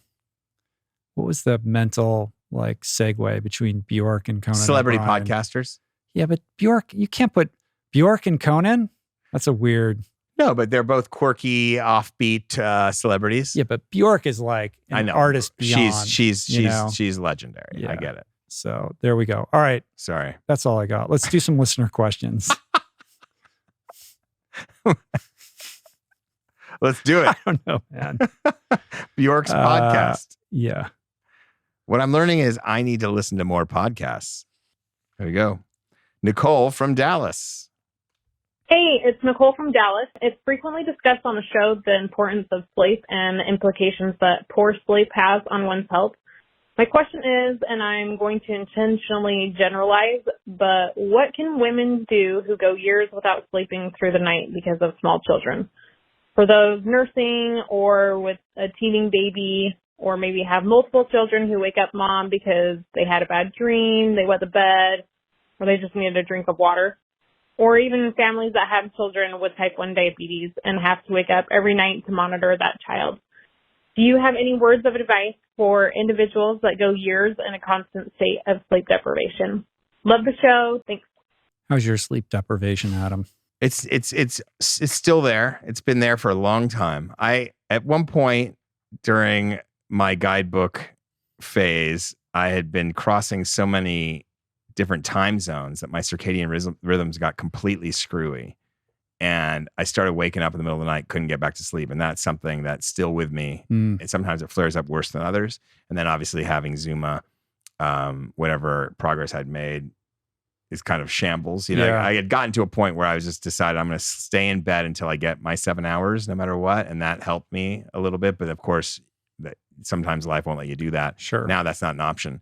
So, so it's still there. I've had to deal with it. I know exactly what she's talking about. I even know what she's talking about specifically here because I live, Zuma's still not sleeping through the night. He still breastfeeds. So he still sometimes needs mom.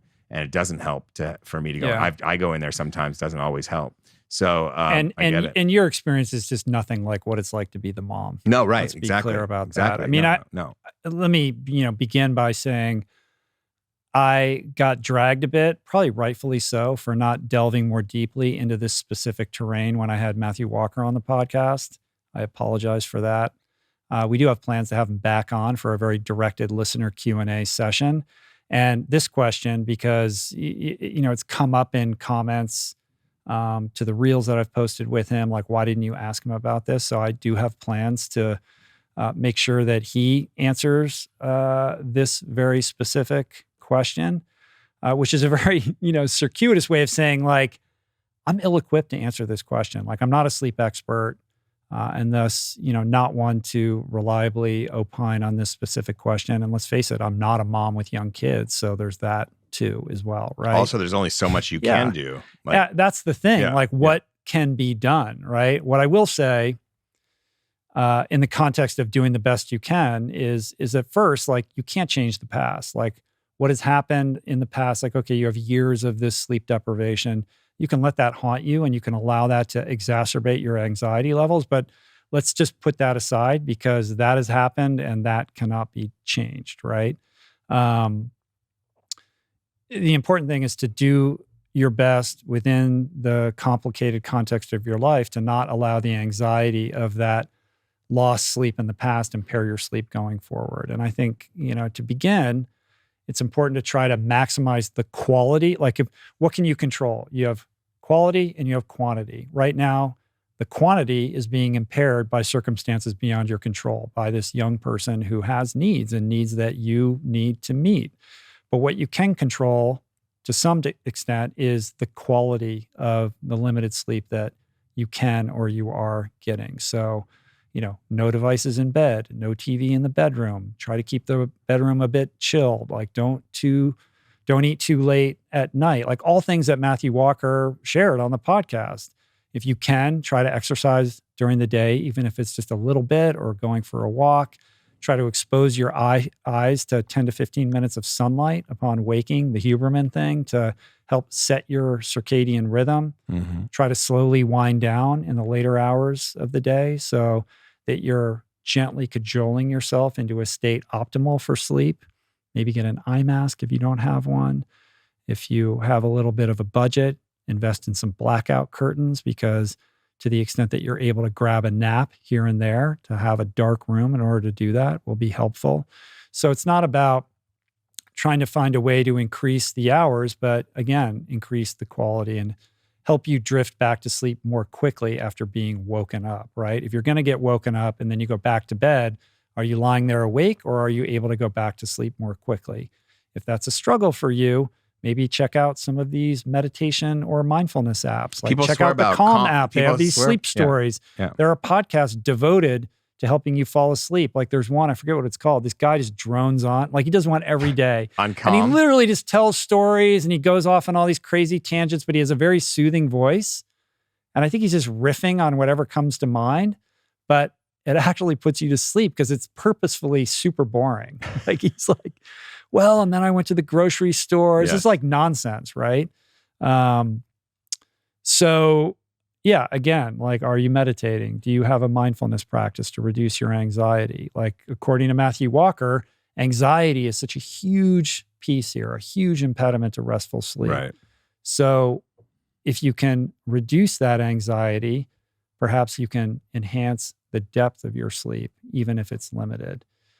Of course, like none of these things are things that I'm sure you haven't thought of. Like if you can afford it, could you possibly get the occasional night nurse? Could you splurge on that? Like I realize that isn't within reach for many, but if it is, that's probably a worthy investment in indulging once in a while so that you can get an uninterrupted night of sleep.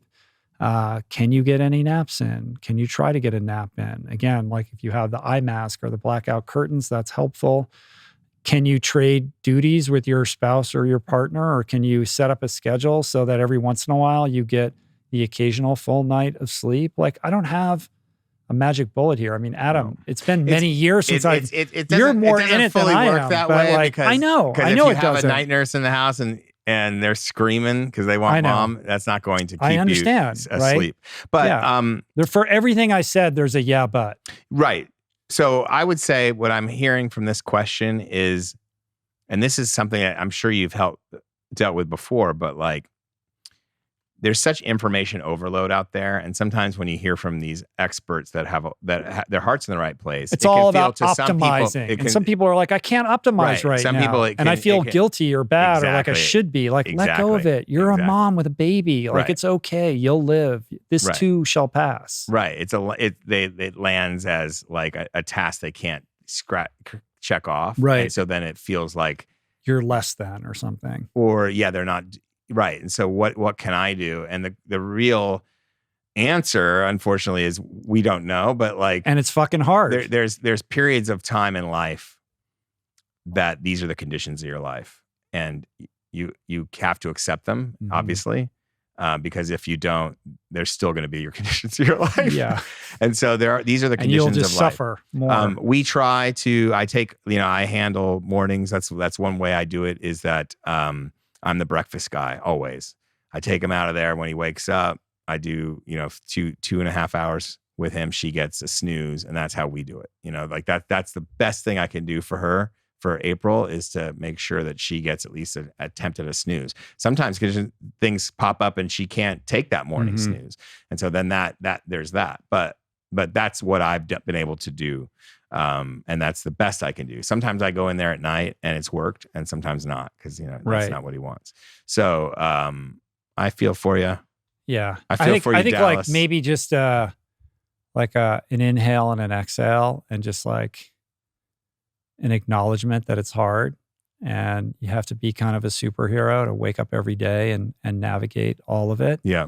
And it's okay. Like it's okay. You don't like you're not going to be able to get these things that Matthew Walker is talking about, but be gentle on yourself. And that doesn't mean you're behind. It doesn't mean that you're behind the eight ball or behind other people or not able to live a great life or a long life. Because remember, all this stuff is based on percentages anyway and probabilities.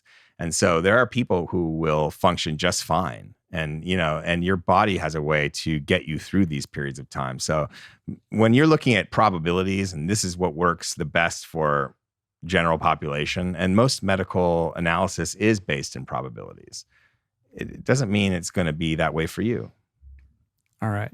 Next question. You don't want me to venture into the probabilities? No. Professor, scientist, Dr. Adam Skolnick, sleep science expert. This has been Adam Skolnick. I'm a professor of sleep science at the near. You're venturing into galaxy brain territory, and I'm trying to save you. I'm frequently called a near scientist, which isn't the same thing. Is that like near beer? Near scientist. All right, I'm a near scientist. Let's go to Georgina from Kentucky. Let's do that. Hi, Rich and Adam. This is Georgina calling from Kentucky. I'm calling after a long weekend of listening about Eliza Fletcher, who was killed over the weekend after running. And I wanted to ask you some questions that my 14-year-old daughter is asking me right now. My daughter recently started running about 2 years ago for soccer and was thrilled this summer to start running by herself on our walking trail. She runs about anywhere from 1 to 3 miles and carries Mace with her. But after the information from this weekend, she came into my room last night and said that she's scared. She doesn't want to run anymore, and running on a treadmill doesn't seem like the answer for her. I know you're probably getting lots of questions about this, but I'm seeking your advice. Running seems to be what my daughter called her safe place, and now it feels like it's anything but that. I guess what I'm asking for is advice for young girls who want to go running by themselves without a chaperone. It's awful that the world has come to this. Thanks for everything that you do. I love your shows. I've been following you for a long time, and thanks for attending to this voicemail. This makes me so angry. This case like sucks so bad. Yeah. It's just terrible that anyone would have to think about this at all. I mean, everybody deserves to be able to be outdoors, enjoy the outdoors, nature, go running anywhere, anytime without fear. Yes. Alas, that is not the world we live in. And it's such a bummer. Here's this 14-year-old girl who was falling in love with running and now feels unsafe doing it for valid reasons. I mean, what happened to Eliza Fletcher is just horrific. And I just hate the fact that we have to keep having conversations around this. And we talked about it with Ahmaud Arbery, of course. It's just a bummer, man. What do you say to this? What do you say to this? Can I say anything to Georgina and her daughter that would be helpful that they haven't already thought about? I mean, what can you say? Choose your route carefully. Maybe don't run at night. Tell others where you will be and when, like wear bright colors, reflective gear, keep that, mace.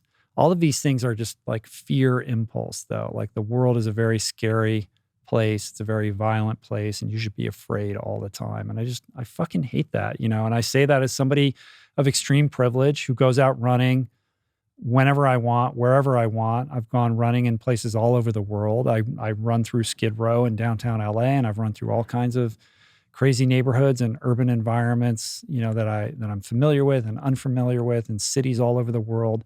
And I've never thought about this. And maybe I'm naive, but I think I'm also, incredibly privileged. I don't have to worry about this in the way that, she has to worry about it. Right. It just makes me, it's very upsetting and it just makes me angry. Yeah. Like, what do you say? Like, you have to go running with your friends, don't go alone. I think choose your hours and your routes carefully. Yeah. I mean, I think Eliza Fletcher she was running at 4 a.m, so it was dark. Yeah. This is not about blaming anything. Obviously, it's a horrific thing that happened, and she should be allowed to run at 4 a.m. anytime she wants. But I think when you're talking about a 14-year-old girl, I mean, I wouldn't want my son at 14 to be running at night. So I think that the real world is you probably shouldn't run at night. Not maybe, but definitely not. So that's one thing you can do. That doesn't mean the world is a dangerous place. It is a dangerous place. Doesn't mean that should be the first thought that runs through your mind, but there's things you can do. And running with friends is a cool thing. It doesn't have to be a bad thing. It can be a cool thing. And it just is not, it's not the same. It makes it more challenging to be spontaneous. It does. Like, I have an hour, I'm going to go out. Like, okay. It does. But there are things that you can use technology to be helpful here. Like, Strava has a live tracking, option on there. So, you can be broadcasting where you are to your loved ones so they can see where you are, or you can share your location with someone using Find My iPhone if you have an iPhone, so anyone can find you and see where you are in real time.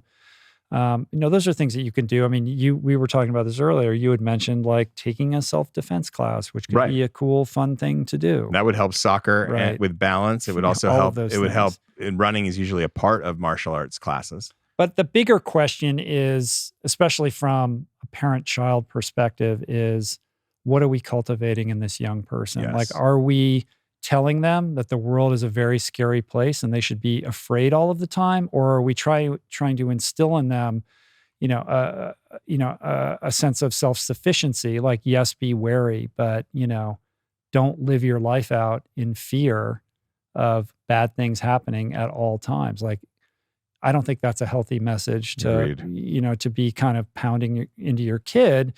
And to that point, like, we both kind of, came across this Arthur Brooks article in The Atlantic, which is entitled, Friend of the Pod. Don't teach your kids to fear the world. So you want to talk about this article a little bit? I thought it really applied well to this question. It's very applicable to this question. Especially because Georgina seemed like she was kind of at her wit's end with this whole thing too. She seemed very sad in that space. And so it's really important. How do you process this kind of information, and how do you then teach it going forward, especially if your daughter's coming to you? And the premise here is it's not about any specific case. It's a parsing of the science around happiness, which is what he does. And so what one thing that he says here is teaching the world is dangerous encourages a negative primal belief. Primal belief is a fundamental belief that can then color opinions, attitudes, and behaviors going forward. So if you're teaching your kids that the world is dangerous, that can also make them less tolerant of others in particular, or it could make them actually less safe. Because if you think the world's always dangerous, then often your perception of what truly is dangerous is off. And so that's another thing that they found. It's the same problem that I think Jonathan Haidt wrote about in teaching young people that ordinary interactions are dangerous. For example, people who try to say speech is a form of violence, for instance, or speech is inherently dangerous. That hinders intellectual and emotional growth. That can lead to black and white views of how the world works, good versus evil. And that makes people more anxious. So we want to stay away from that. I thought that was an interesting takeaway here. But the bottom line is being a kid in America has never been safer. If you look at the stats, since 1935, number of childhood deaths between the ages of 1 and 4 fell from 450 to 30 per 100,000. Now that's mostly because of medical science, but it just shows that the fatalities for young people have gone way, way, way, way down, and it's fallen half just since 1990. It's been cut in half again. So that's important to know. It's not like what happened to Eliza Fletcher is a common thing. It's very uncommon. Yeah. And I think that plays back into the discussion around the chaos machine. Right. Because as horrible as these events are, and in no way do I want to minimize them whatsoever, when we see them go viral on social media and there's a discourse that begins to swirl around them, it like impulses our lizard brain to believe that this is something more like profligate than it actually is in terms of like frequency. And we're lured into this sense that this is happening everywhere all the time.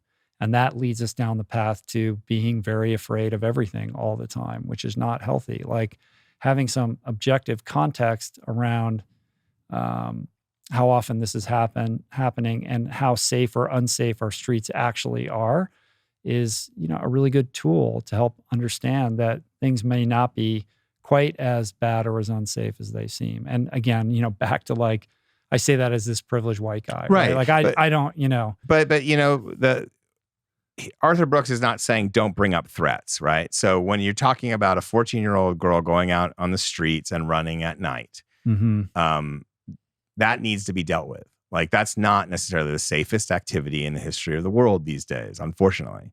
So it is important to address that, but also to keep it in the proportion of this isn't necessarily the most dangerous thing in the world either. It's not a foregone conclusion that anything is going to happen to you negatively.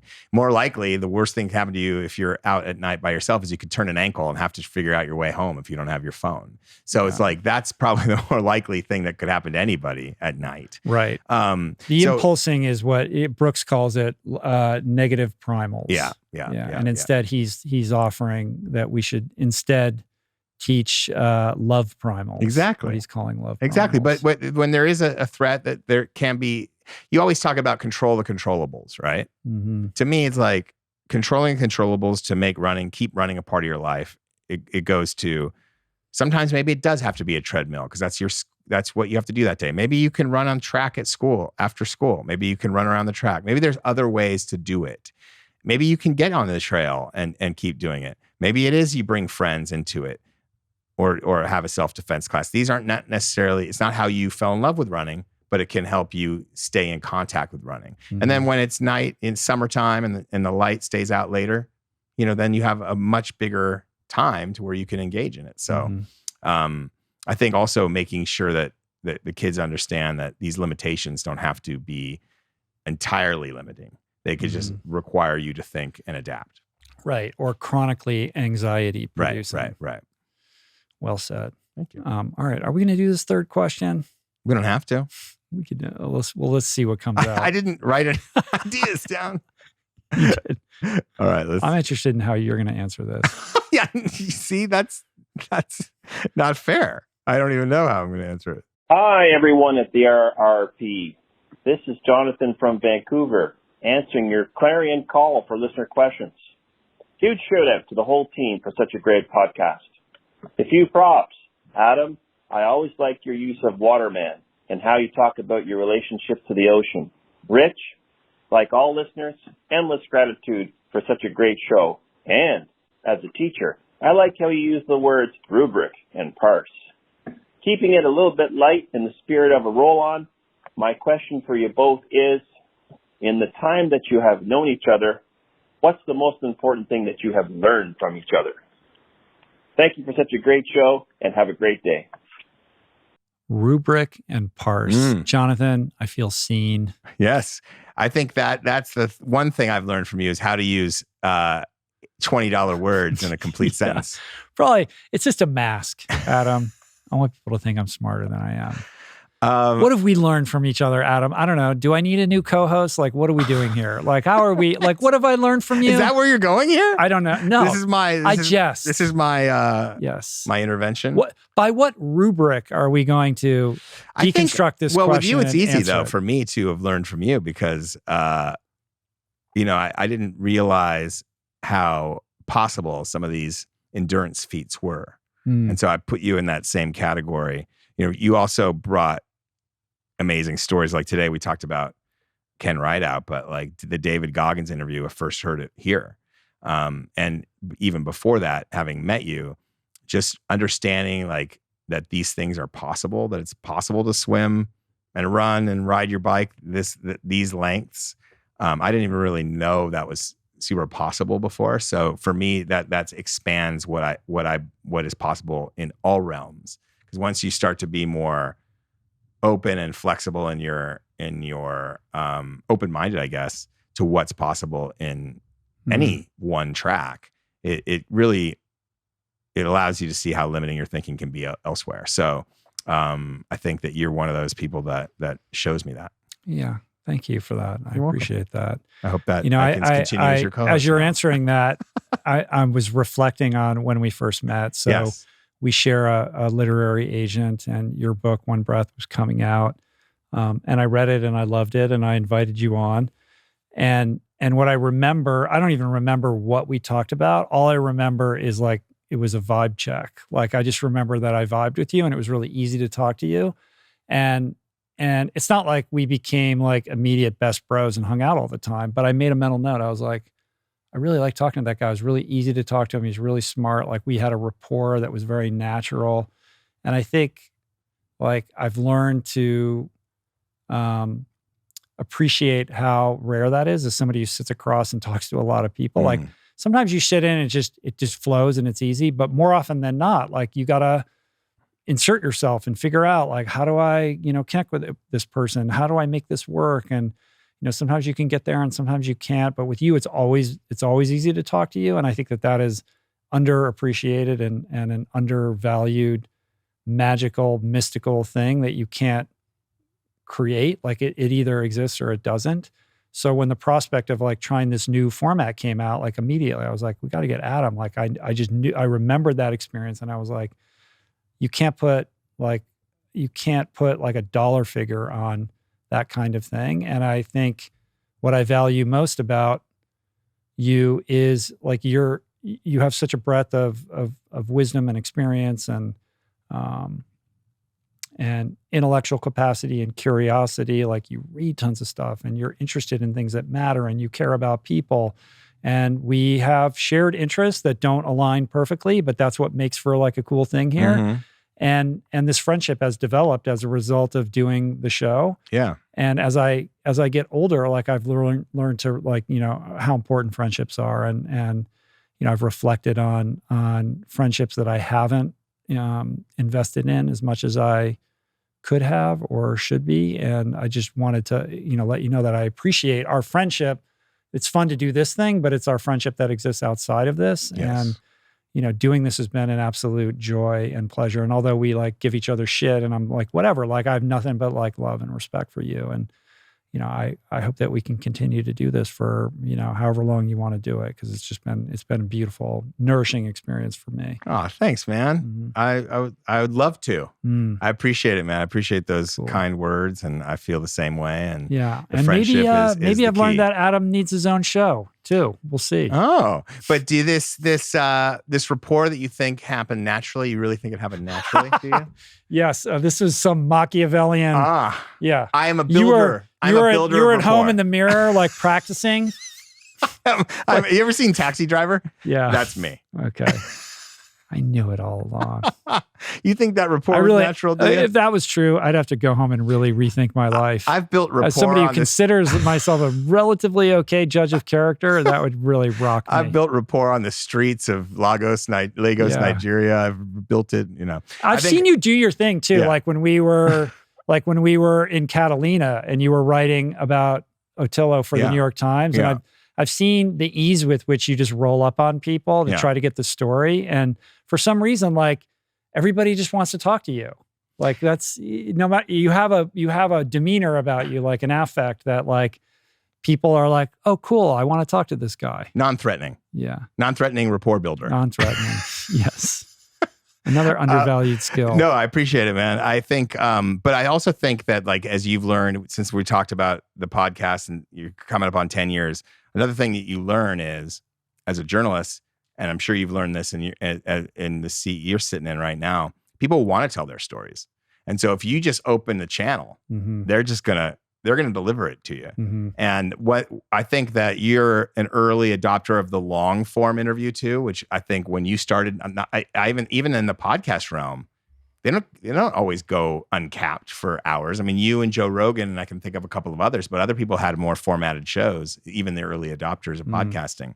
And so I think that the fact that you go deep, you're willing to listen that long and give people the space to say whatever they have to say.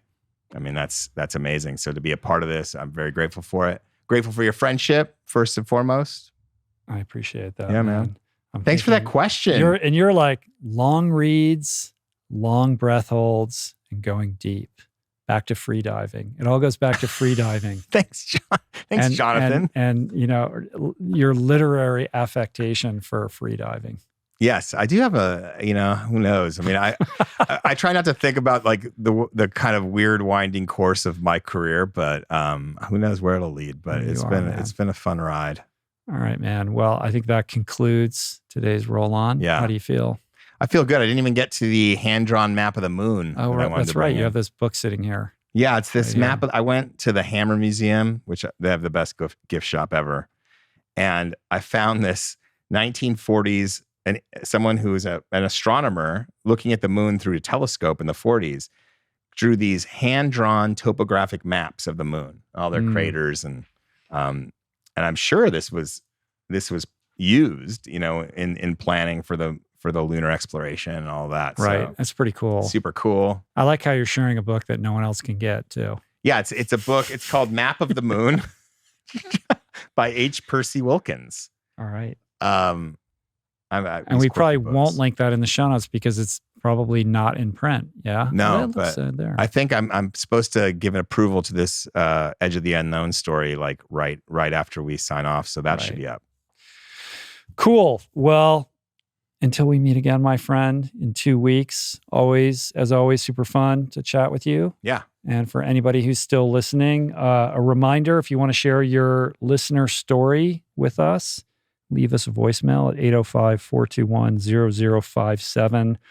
If you want to enter to win tickets to the Anvil premiere in Los Angeles, send us an email at giveaway@richroll.com. And we'll see you back here in 2 weeks. Beautiful. Peace. Lance. Namaste.